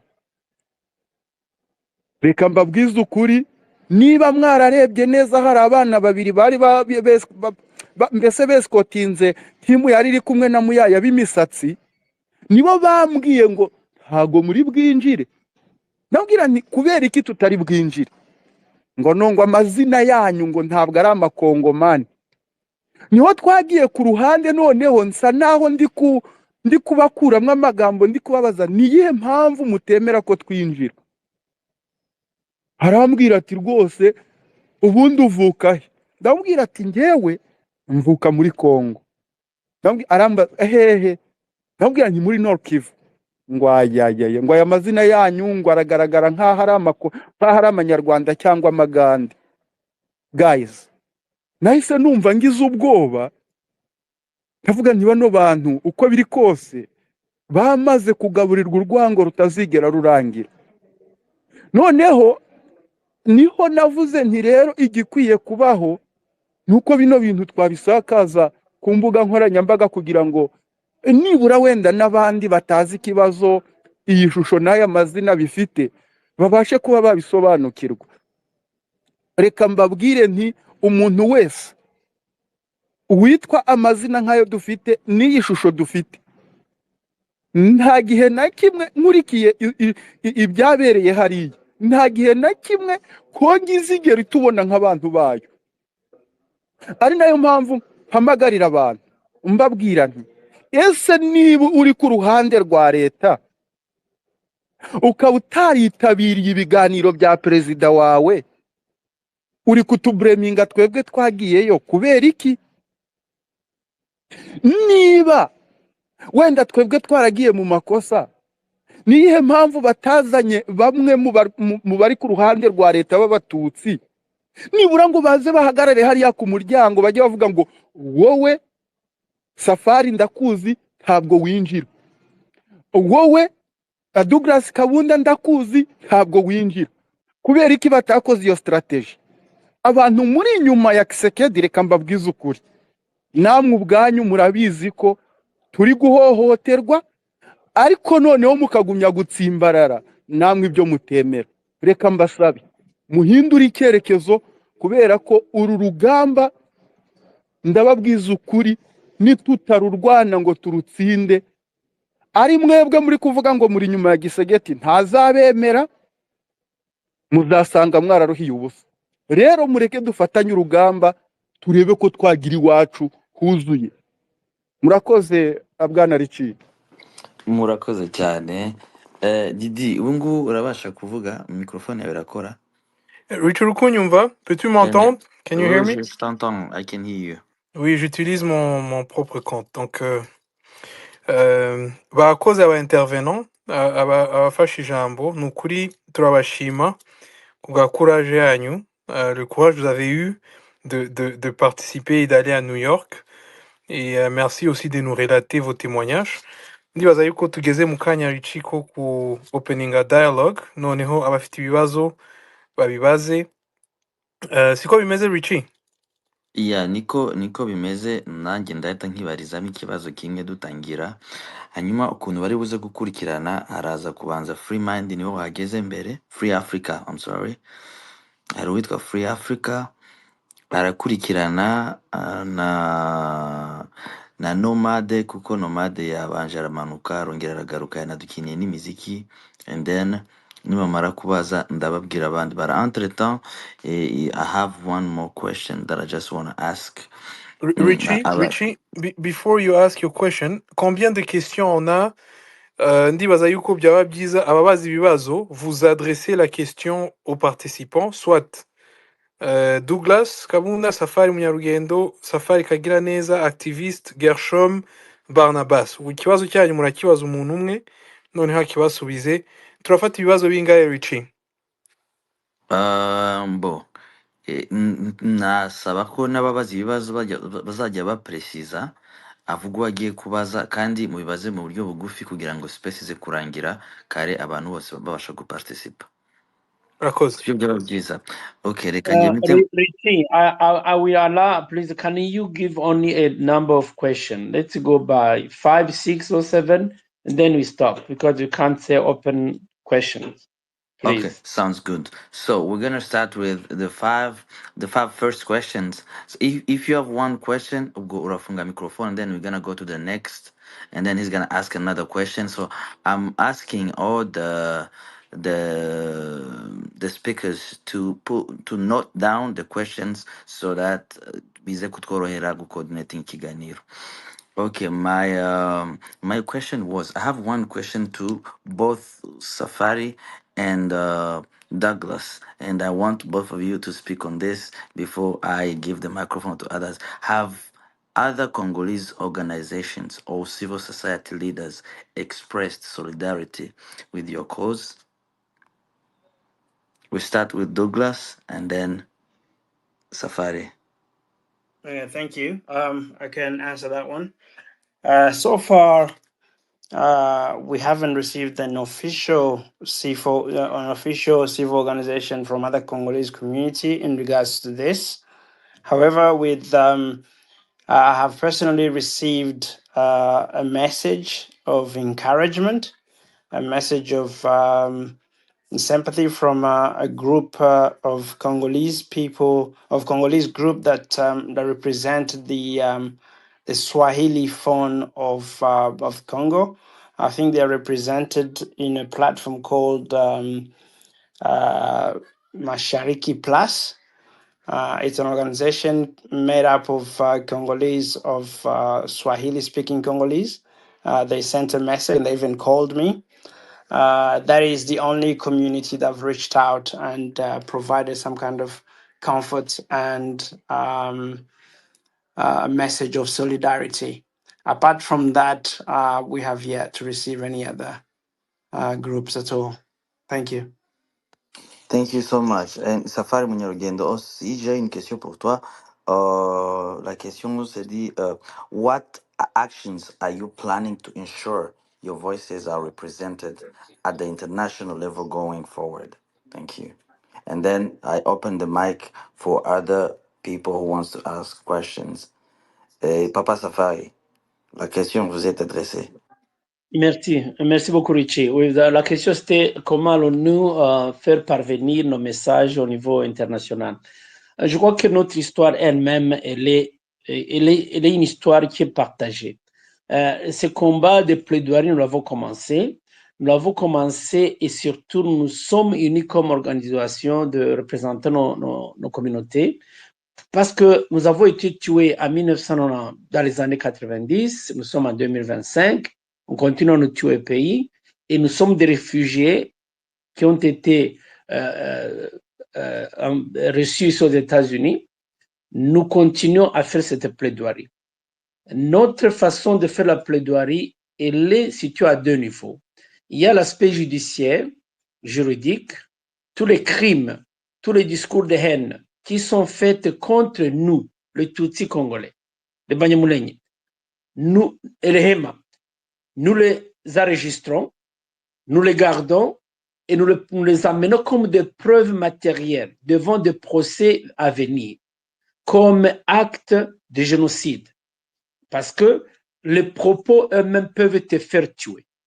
Et quand quelqu'un qui est youtubeur, qui a une chaîne YouTube, ils sont aux États-Unis, il dit que les Tutsis sont des cafards, déjà, quand vous regardez la loi, ce qu'on appelle la loi antisémitique, vous retrouvez que ce sont des signes qui t'interdisent d'appeler l'autre dans un qualificatif qui peut amener à être victime. Ces éléments-là, ces preuves, nous les rassemblons pour les présenter devant les collectifs des avocats. Donc, il y a un collectif d'avocats qui attend de nous, comme représentants de mutualité, qui reçoivent tous ces détails et les amènent au niveau juridique. C'est le premier niveau. Le deuxième niveau, c'est d'alerter. Alerter, nous sommes aux États-Unis.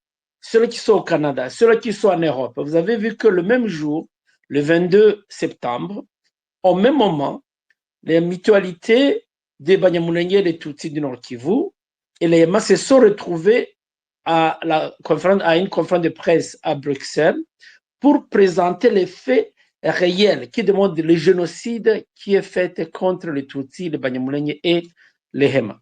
De la même manière, nous demandons aujourd'hui que chacun, dans vos États respectifs, parlez à ceux qui présentent un narratif qui parle de génocide sans citer les victimes. Et c'est ce travail que nous demandons à nos membres respectifs, partout où vous êtes. Si vous voulez présenter ce cas, veuillez contacter nos comités respectifs pour qu'on vous donne les matériels. Si quelqu'un est au Texas, il a un YouTube qui parle contre les Tutsis, nous avons le matériel pour nous amener et pouvez le traduire en justice. Voilà ce travail. Mais au-delà de ça, il y a des lettres. Nous avons écrit au président Donald Trump, au secrétaire d'État Mark Rubio. Nous avons écrit aux sénateurs qui sont au Foreign Relations Committee.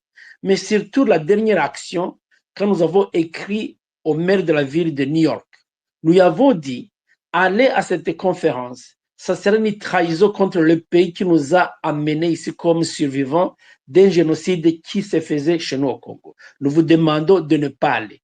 C'est grâce à ces écrits, à tous les appels qui ont été faits contre la présence du maire de New York, que le maire de New York n'a pas assisté à cette conférence. Voilà, c'est à ce niveau-là que nous voulons amener notre lutte. Elle est une lutte de plaidoirie. Nous n'allons faire que ça et nous demandons que le monde sache ce qui se passe chez nos pays et ce qui s'est passé sur nous qui avons été accueillis aux États-Unis, en Europe, au Canada et en Australie parce que nous étions victimes d'une planification d'extermination comme ethnie dans notre pays, la RDC. Merci beaucoup.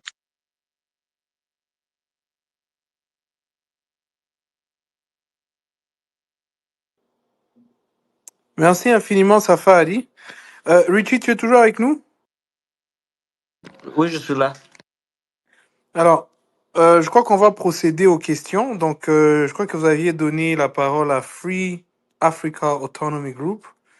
Vous nous dites qui vous êtes, vous adressez votre question à quel intervenant et on procède de la suite, de la sorte. Free African and feel free English, French, Kinyarwanda, Lingala, Swahili. Thank you so much, Richie. Do you hear me? I can hear you.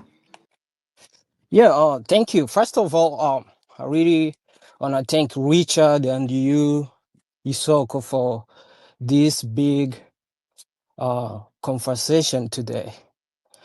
Thank you for what you're doing. We really appreciate your time and your hard working to bring our community together.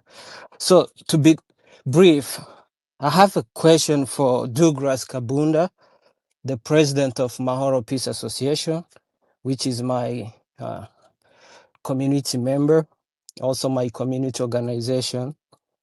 Douglas, we know very well, also you yourself said this is not first time. It happened to you in the UK, if I remember, US, during previous administration from Mahoro Peace Association, the same situation happened to some of the Mahoro Peace Association representative. I remember very well. I don't know if Richard remember, but these were like in Washington. The President Kisekedi come here, and he give time to speak to Congolese, and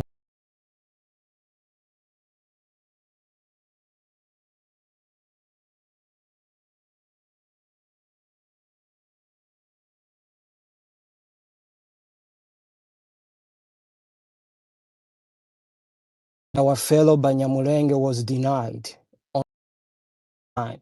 So my question to you, Douglas, I remember during your campaign, because myself, I was campaigning for one of the position, you said you will be doing something so we can document what's happening to us, so we can use our very professional documentation to fight for justice, so they are well kept.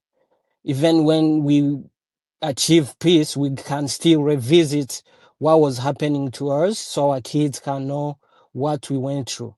What are you doing as you promised to keep this documentation? The second question is, for you too, you can respond, or the Isoko chairman can respond.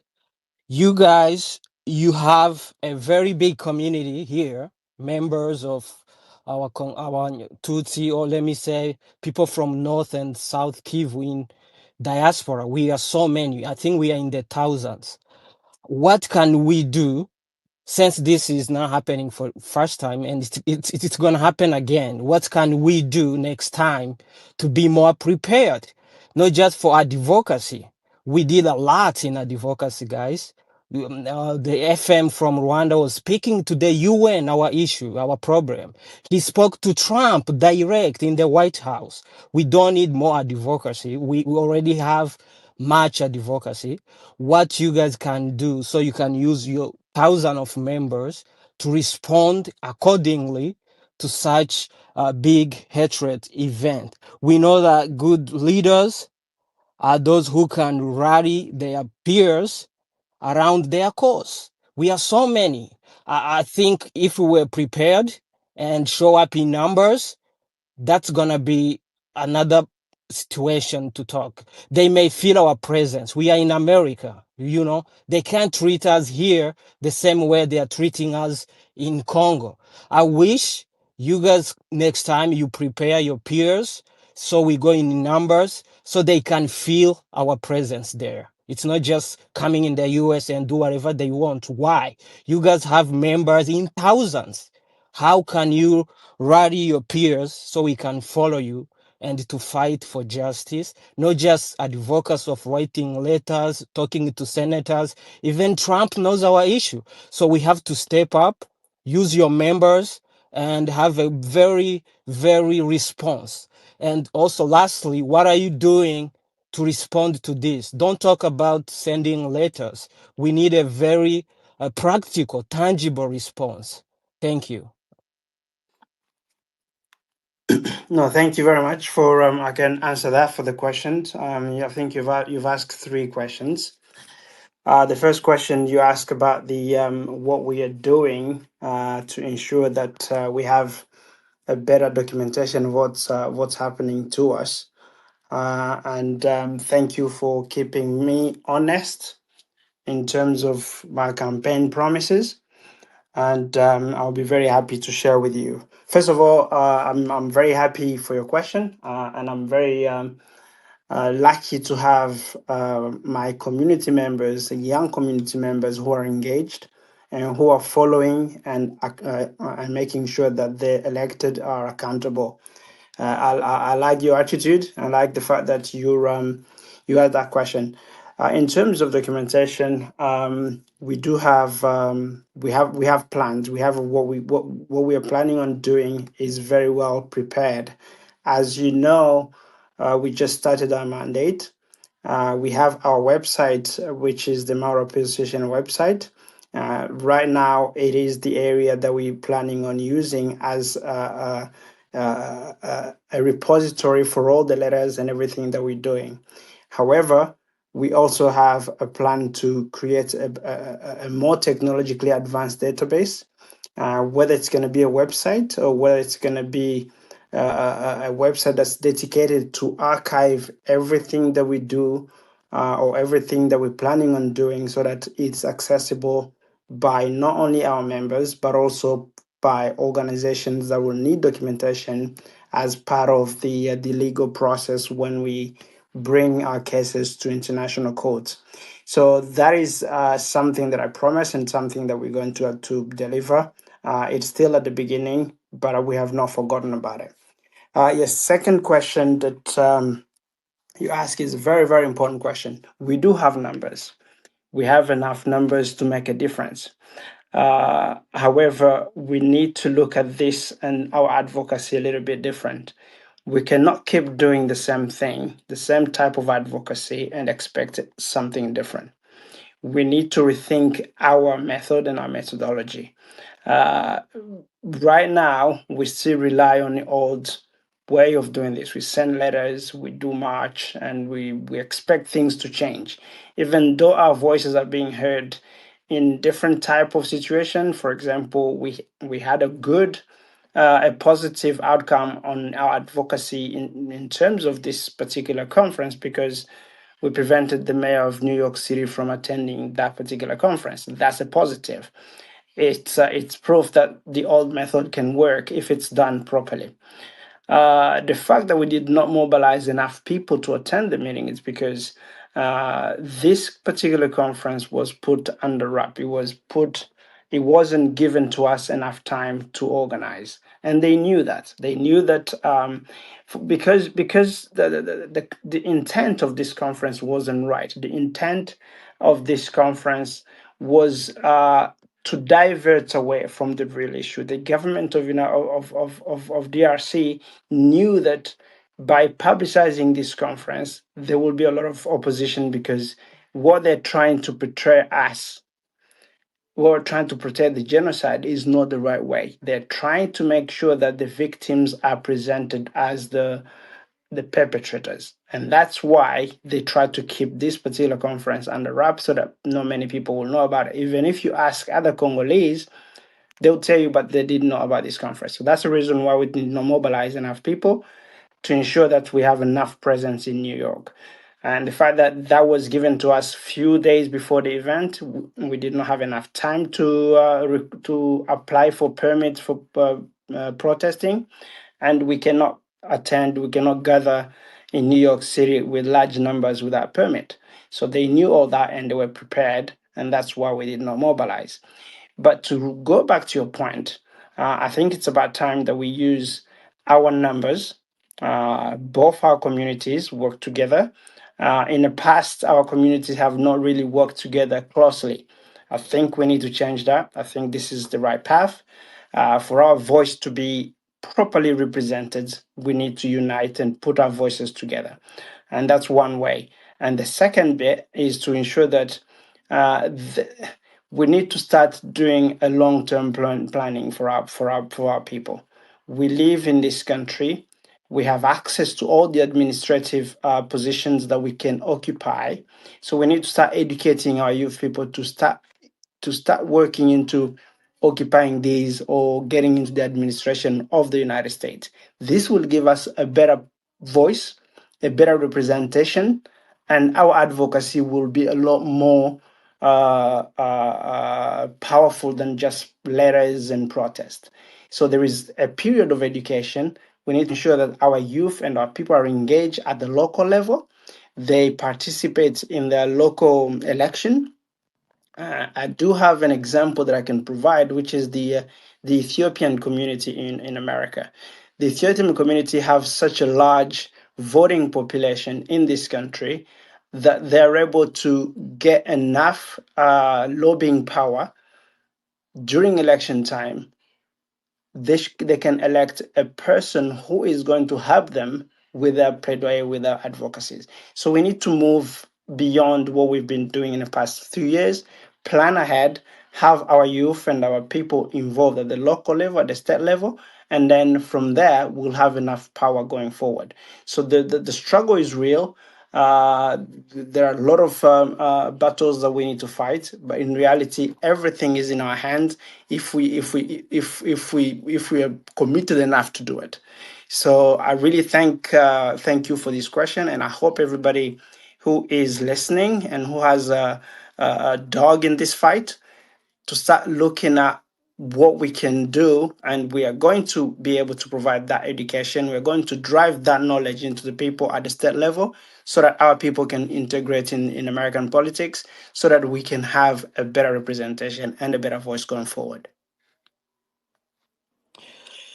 Thank you so much, Doug. I guess so. I'm gonna just put some few remarks. And Free Africa, if you don't have another question, you may want to step down a little bit so that we can let other people come up, because we already full on stage, and we have a lot of people who are demanding to come up and ask questions. So after Nomad ask question, the third person is gonna be Mhundu. So.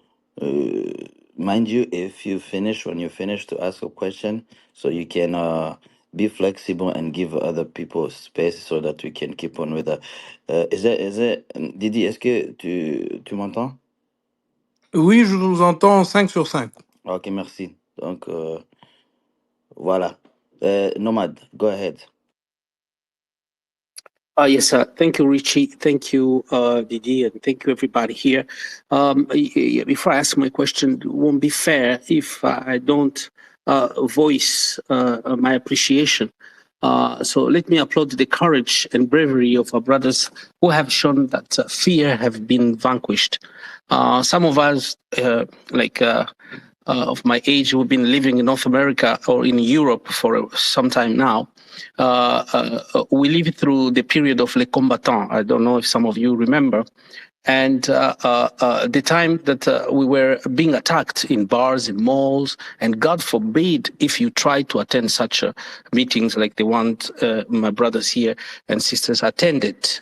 The barbaries that played at that time, the barbaries that were used against us, played a big role in holding back our brothers and sisters from attending such meetings. Aujourd'hui, vous avez prouvé absolument que malgré les menaces, le moment est venu de renverser la situation. Sans vouloir offenser personne, je veux vous rappeler, pas une histoire, mais c'est que les gens disent. Ils disent ceci. Lorsque vous tournez les dos par peur à un chien enragé, c'est là qu'il vous mord. And my brothers, today you have set a precedent. Good people like you, our youth, will know that you've done what is possible and what used to be impossible, and it has an impact. Indeed, more is asked of our youth and ourselves from now on to stand up, to rise, stand up and fight for our rights. My question now, I applaud also the brother who asked the question before me, because believe me, that's almost what I was going to ask, and I changed my question, but it has something to do with that as well. Comment pouvons-nous aujourd'hui capitaliser sur cet incident malheureux, which is also a proof of what people are actually experiencing and enduring daily, whether in Minembwe, whether in Masisi, whether in Kinshasa. How can we capitalize on this event to the point that the world, because now we have a proof that what happens in New York, it's actually happening in another scale, back behind the curtains. Comment est-ce que vous, et là se pose la question est vraiment ouverte aux leaders, les gens qui nous ont entretenus ce soir, comment est-ce que vous pensez que nous allons utiliser, vous pouvez utiliser ce qui est arrivé là-bas pour pouvoir amener la voix des sans-voix au niveau le plus haut? Et dans ce sens-là aussi, ça tombe dans exactement ce que notre jeune frère a posé comme question auparavant. Merci.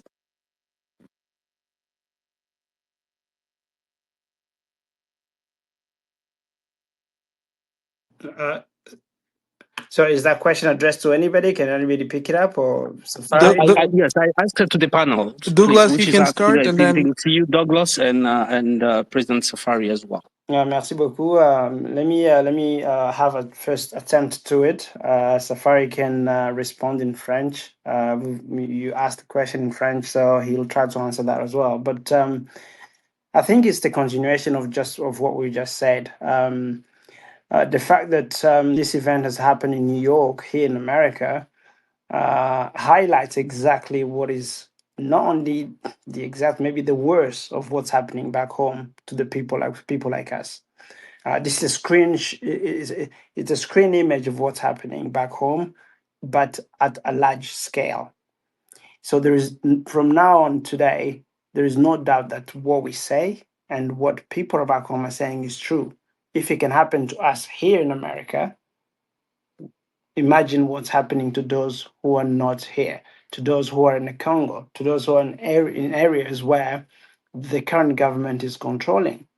So the notion of knowing that what's happening to us is what was hidden is now being brought to the public, to the world to see. I think we need to capitalize on it. And the first thing that we're going to do, and this is exactly what we're doing here, we need to talk to the world. We need to make sure that our voices are heard at the international level. We do have a disadvantage in regards to our ability to send our message clear to everybody else. I don't think we have enough finances to go and talk about our issues at the big television channels. But I have always said, we do have the media with us. We are the media. We need to make sure that we empower ourselves to believe that the message that we want to send out there, we can do it without relying on other people. Once we have that belief, we have enough people, we have technology to push our messages through our social media. But also, we have to make sure that we have plans that addresses this administration level. We have teams that are ready for ensuring that our causes are presented at different legal institution. Safari has said about the groups of lawyers that are currently working on it. That's an area that we have to continue.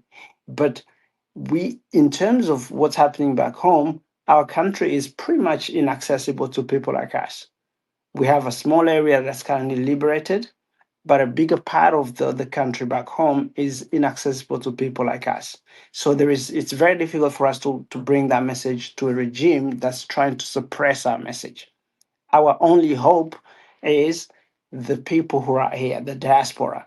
Let's build a stronger diaspora that's going to do a proper advocacy so that whenever there is the need to denounce, the need to say something that's happening, where we have enough resources to do it. We've been in this struggle for a long time. We have been in this struggle for many years. However, we've been doing exactly the same thing. I think it's about time that we think differently. It's about time that we start looking at different ways of providing solution. And this is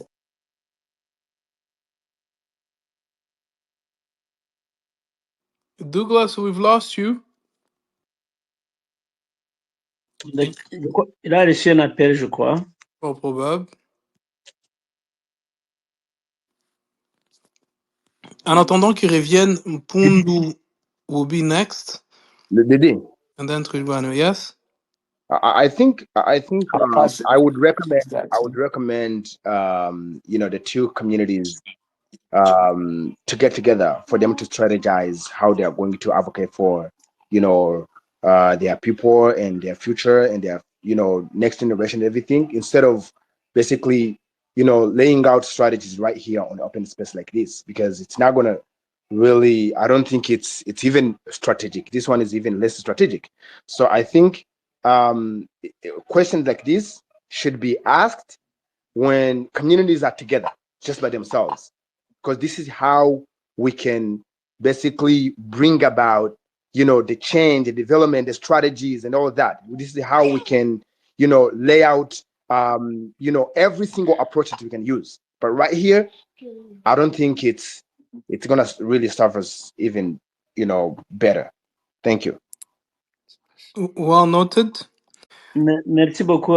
Didi, je vais ajouter quelque chose. Je crois que la Mais question... Douglas avait toujours la parole, Safari, en lui. Oh, Allez-y pendant 30 secondes et il est, puis Douglas reprend la parole. il est là? Il est Ouais, je de suis là. retour. Ouais, je suis là. Je vais juste chuter. No, you said it very well. The fact that we're currently hosting joint conference cited, and we realize that our communities are stronger together. Our communities are stronger when they put their efforts together, and that's where we're going. We are going to develop further by working together. I'll give my time to Safari as well to continue. Yeah, merci beaucoup, Douglas. Je crois que vous l'avez bien dit. Je crois que je vais donner les éléments de référence. Quand les gens se mettent ensemble, leur voix peut aller plus loin. Je vous donne un exemple. Nos deux communautés, au nord comme au sud du Kivu, nous avons été discriminés en 1991.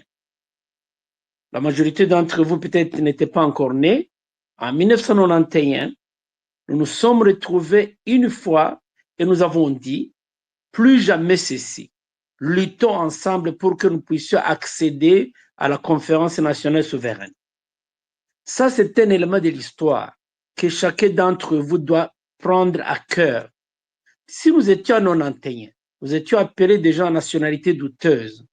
Nous ne savions pas qu'un jour, on allait nous donner une semaine, comme ce que l'Obanji a fait en 1996. On n'allait pas savoir qu'on allait tuer les gens dans les Massissi, dans les Minembwe. On n'avait pas l'idée. Mais une autre fois, en 1995, nous avons écrit comme Tutsi Banyamulenge à Kinshasa au président Mobutu. Et comprenez que c'est toutes ces actions-là qui ont mené qu'aujourd'hui nous pouvons regarder en arrière. Nos aînés ont fait quelque chose. Et encore notre référence, si le 17 mars, nous sommes partis au Congrès, à Washington, nous avons vu les sénateurs, nous avons été au département d'État, nous sommes partis à l'ambassade du Congo pour dire à haute voix, cessez de nous tuer. Nous sommes des Congolais. Ça, c'est ordre de référence. Les écrits que nous avons faits aujourd'hui, qu'on a adressés au maire de New York, ça, c'est une autre référence. Il y a eu un succès, il n'a pas apparu à la conférence qui est organisée où nous avons été chassés.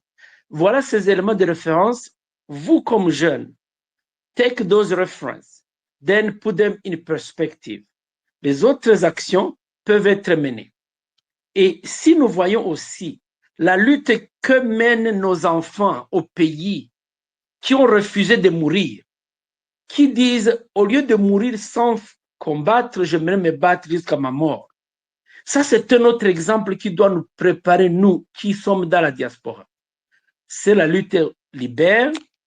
Et je crois que nous, comme société civile, comme communauté, nos écrits ont un impact. Il y a quelqu'un qui a dit non, vous écrivez seulement, s'il vous plaît. L'histoire est faite des écrits. Sur Isoko, vous allez sur le website de Isoko, vous retrouvez les correspondances de 1965. Où on dit, un Américain dit, voilà, ces gens sont discriminés, on les appelle des étrangers, ce ne sont pas des étrangers, ce sont des Congolais, 165. Vous retrouvez toutes les correspondances et si vous pouvez dire, s'ils ont fait ça, je peux écrire notre lettre. C'est sur ce document qu'on a envoyé au maire de New York. Et je crois qu'il a eu le temps de les lire parce que ces staffs ont dit à ceux-là qui appelaient, ils ont dit, that's too much, leave just a message, that's too much.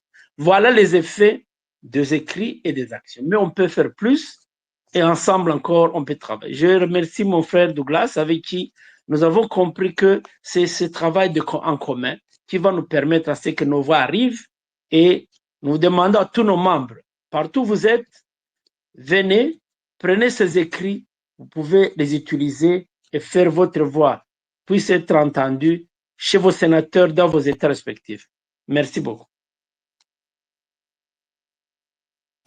Merci beaucoup Safari et Douglas pour avoir répondu à cette question essentielle dans cette lutte.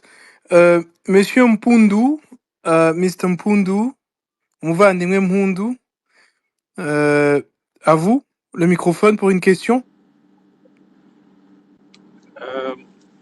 Thank you so much, my brother, the host and the co-host as well. I'm just gonna be brief, but before I need to shout out to the brother. The name is Gush Kahebe. His first name I can't pronounce it, but a big shout out to you because I know you are in a space where you can have like a reflect conversation without deflecting. That's rare. Not a lot of people, not a lot of Congolese are able to do that. So especially, I have to thank you for that. To fight and get in and get the message across, that was a good fight.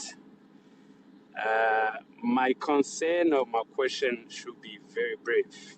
This is not the first time, and it's not going to be the last time. But we are at the point where enough is enough.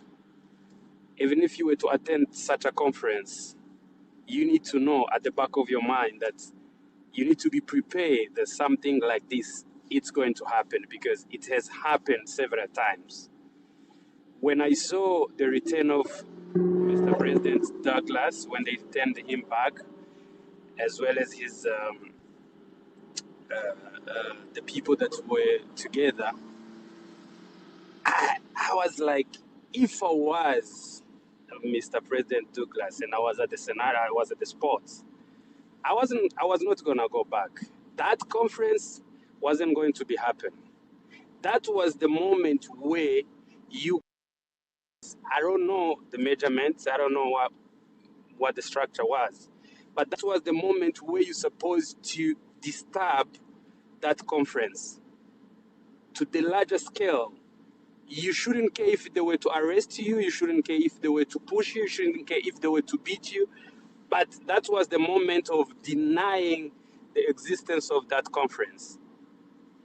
Especially in New York City, there's a gentleman who said it as well, that we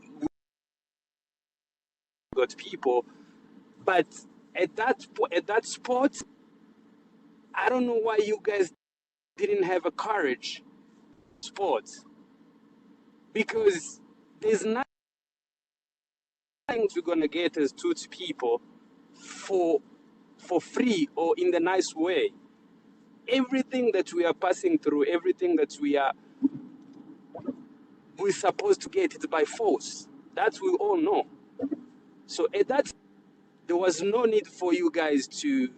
Of course, you had to hide, you had to speak, you had to say what happened. But I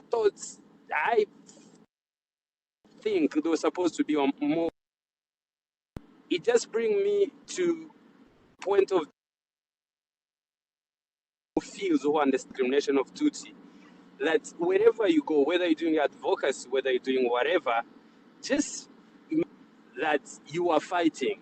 There is no such a thing like you're going to be polite, you're going to be diplomatic, no. If you are going to advocate for this issue, prepare yourself. If you are whatever contribution that you want to go, just be ready at any time, at any several times all over the world, in Burundi, in Tanzania, in Excuse, Mundo. I'm gonna Can you pull over? Can you pull over and speak freely? Because sometimes you keep cutting off. sorry, I was driving, but let me stop by this point. I was just saying that our leaders were there. Uh, they did their best in their capacity, but going forward, we need to understand that there's nothing we can get in a polite way. Thank you. Thank you, Umpundu. The call to action. This is advocacy, and it is not going to get easy, and so we all have to be prepared to raise our voice, speak truth to power, even when it's uncomfortable. Next person to ask the question is I don't see them, Richie. Yeah, Twigwa was supposed to be Twiwano, but he left. So then El Shanto takes his place. El Yeah, Shanto. And I yeah. also remind everyone that in the next few minutes here, 15 minutes, will be closing. And so please ask your question in a strategic manner, be brief, and the people that are answering do the same. Thank you. Yeah, thank you so much. I have one question for Douglas and one suggestion for Safari and Douglas. Ariko reka ndabivuge ndabibaze mu rurimi mvugamo, Safari ndamusaba aze gusubiramo asigurira abarimo ngaha ikibazo canje. Kumva numva niyo nuba comfortable kukibaza neza. So nashaka kubaza Douglas. Douglas, ndazi kuri perezida wa Mahoro Peace Association, kandi kaba ari abanyamurenge. Akabazo nashaka kukubaza, how do you ni gute udiringa n'ibi bibazo, kubera nk'ibi bintu byababayeho muri New York. Of course, nkuko Safari yabivuze, ni one of the 10 step ya genocide, kubera ni classification. Nga kwa tukundu uvuga umuntu nguriya muntu ndamuzi kubera akunda kwambara jaune, cyangwa uriya muntu ndamuzi kubera akunda kwambara couleur isa gutya. Umva namwe babamenye kubera bari abantu basakuriya, cyangwa izina rimeze kuriya. Ni classification is one of the 10 step of genocide. Rero ibiriya bintu bikiba, abantu ba mbere twabonye bafunguye space n'abanyamurenge. Space yari bavuze ngo ba bantu ngo bari bagiye mu nama, mbese the space was about talking about ibyabashikiye. For them yari nka bari bishimye, kandi yari yateguwe na community yawe abanyamurenge. So wayiha anyway hosts yari umunyamurenge n'abari bayirimo n'abantu bo mu Kagara. So ngaca mvuga, urumva hariho genocide iri kwirakorerwa Abatutsi n'abanyamurenge, ariko ugasanga hariho tendency nowadays abantu b'Akagara abo banyamurenge, they are very active n'abari Kinshasa to deny what's happening to you, cyane cyane biriko biraba hariya mu banyu mu Minembwe. Ugasanga aribo bantu baza fast to deny ngo twege nta genocide iriko iradukorera. How do you deal with that? Kubera twumvise ko hari ibintu byinshi muriko murakorana ba Safari community zose kugira ngo ikibazo cumvikane mukimenyekanisha. How hard it is kuba harimo abantu bo muri community yawe nk'abanyamurenge who are very active on social media denying what's happening to you? How hard are you finding it? How dealing with it? And how do you think the outcome will be? Nico kibazo nahise shaka kubaza. Nta kindi kibazo mfise, nashaka kugira suggestion. Numvise yuko hari ukuntu abanyamurenge Mahoro Peace Association mukorana n'Isoko n'izindi mutualite. Nashaka suggestion nashaka kubaha, nkuko mwabivuze gukorana hamwe, it's very good. Rero hari n'ama space ariko araba kuri iki kibazo cyababayeho. Hari nka space yabaye kare bavuga ngo la vérité sur l'infiltration the M23 à la conférence. Urumva mwe babise ko muri aba infiltré. Iyo space yabaye yakozwe n'umwe muri community yanyu, umugabo yitwa Patrick Bagabo, sinzi ko ari wo muri Nord cyangwa ari wo mu Sud, niwe yari invité spécial. Urumva ariko aradinayinga cyangwa ariko arahindura narrative. Nashaka gusaba izo space mugende, it's recorded, yakozwe n'umuntu yitwa Anael Ruzayamu, abantu benshi baramuzi, na Neves. It's recorded. I would suggest mugende muyumvirize, hanyuma maybe mushobora gukuramo ibindi bintu muri ivyo bintu muriko murategura yuko muguma mwumvikanisha ikibazo imbere. Hari n'iyindi rero izobejo yateguwe na nyene Patrick Mpoyi abantu benshi baramuzi yayiteguye ejo ivuga ngo classification de l'incident avec des Tutsis à New York.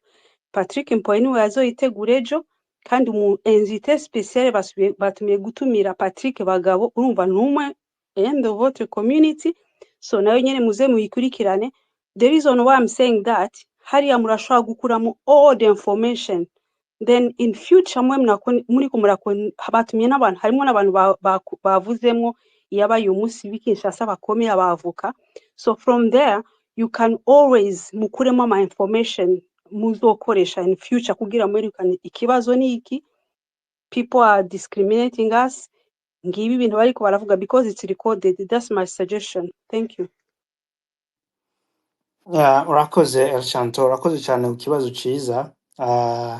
Nuko ari ikibazo kibabaje, kuba ubwoko burimo gusibira ibintu bibi nk'ibi ngibi, nyuma hakavamwo bamwe muri abo bwoko nyine bagashaka kubipfobya, birababaje ariko ntibiduca intege. Nta sosiyete n'imwe itagira abantu baja ku ruhande. Mwibuke no mu bajuife par exemple muri jenoside y'abajuife habagabo bene w'abajuife bagendaga bafasha cyangwa se bica bene wabo. Ico ngico ni ikintu gisanzwe. Nta bwoko buri parfait, nta societe iri parfait, but unfortunately iyo niyo realite yacu, niyo realite yacu, ubwoko bwacu bw'abatutsi.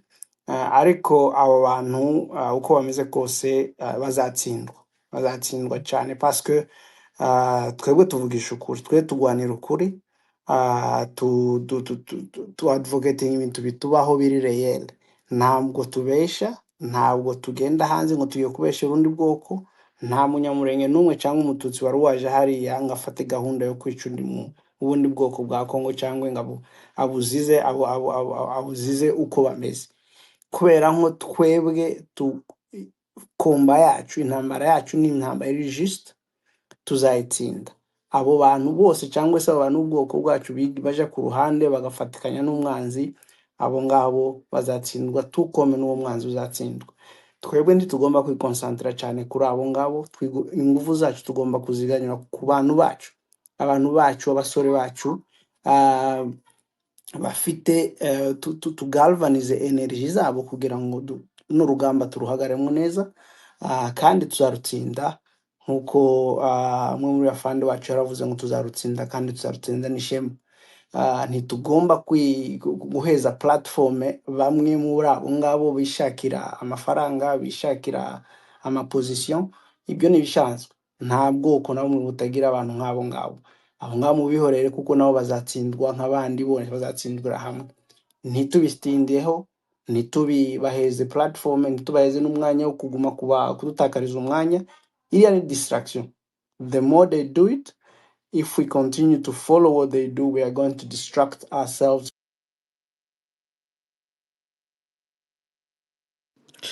Doug, I guess we lost you.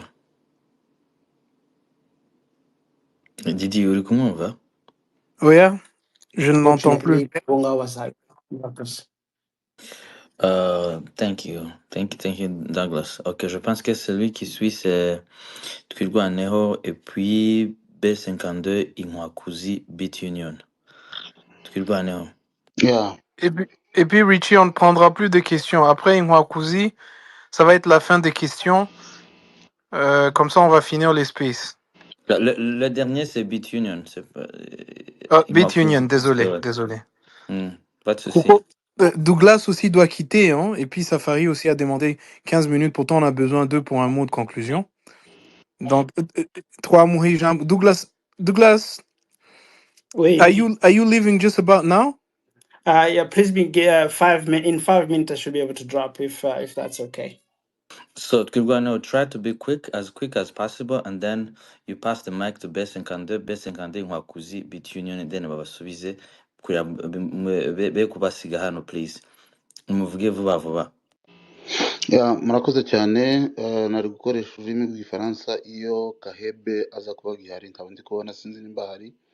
Nagira ngo mushimire cyane kuko abantu b'abanyakuri kuri ruriya rwego nibo bake kuruta abanyabinyoma benshi, ariko ahari yumve ko mushimiye by'umwihariko. Ariko kandi reka nshimire n'abarepresenta bacu Safari, Douglas, activiste ndetse na Kajeneza je pense mba ntibeshye ku gikorwa cy'indashikirwa mwakoze kuja guserukira community zacu mwamara mugatsinda urugamba mutanarugwanye. Nabonye abantu benshi bitwa ko basupport Gisegeti barishimiye igikorwa cabereye hariya New York, ariko mu kuri guhari iyo baza kuba ari abantu bareba kure bafite ibitekerezo n'ubwenge ntabwo bari gushimishwa na buriya busukwa cyangwa ubugoryi bwakozwe hariya, voire même na delegation yonyine ya Tshisekedi, tuvuge nka Tshisekedi ubwiwe na Muyaya n'abandi, ubu nyine nimba bari kubitekerezaho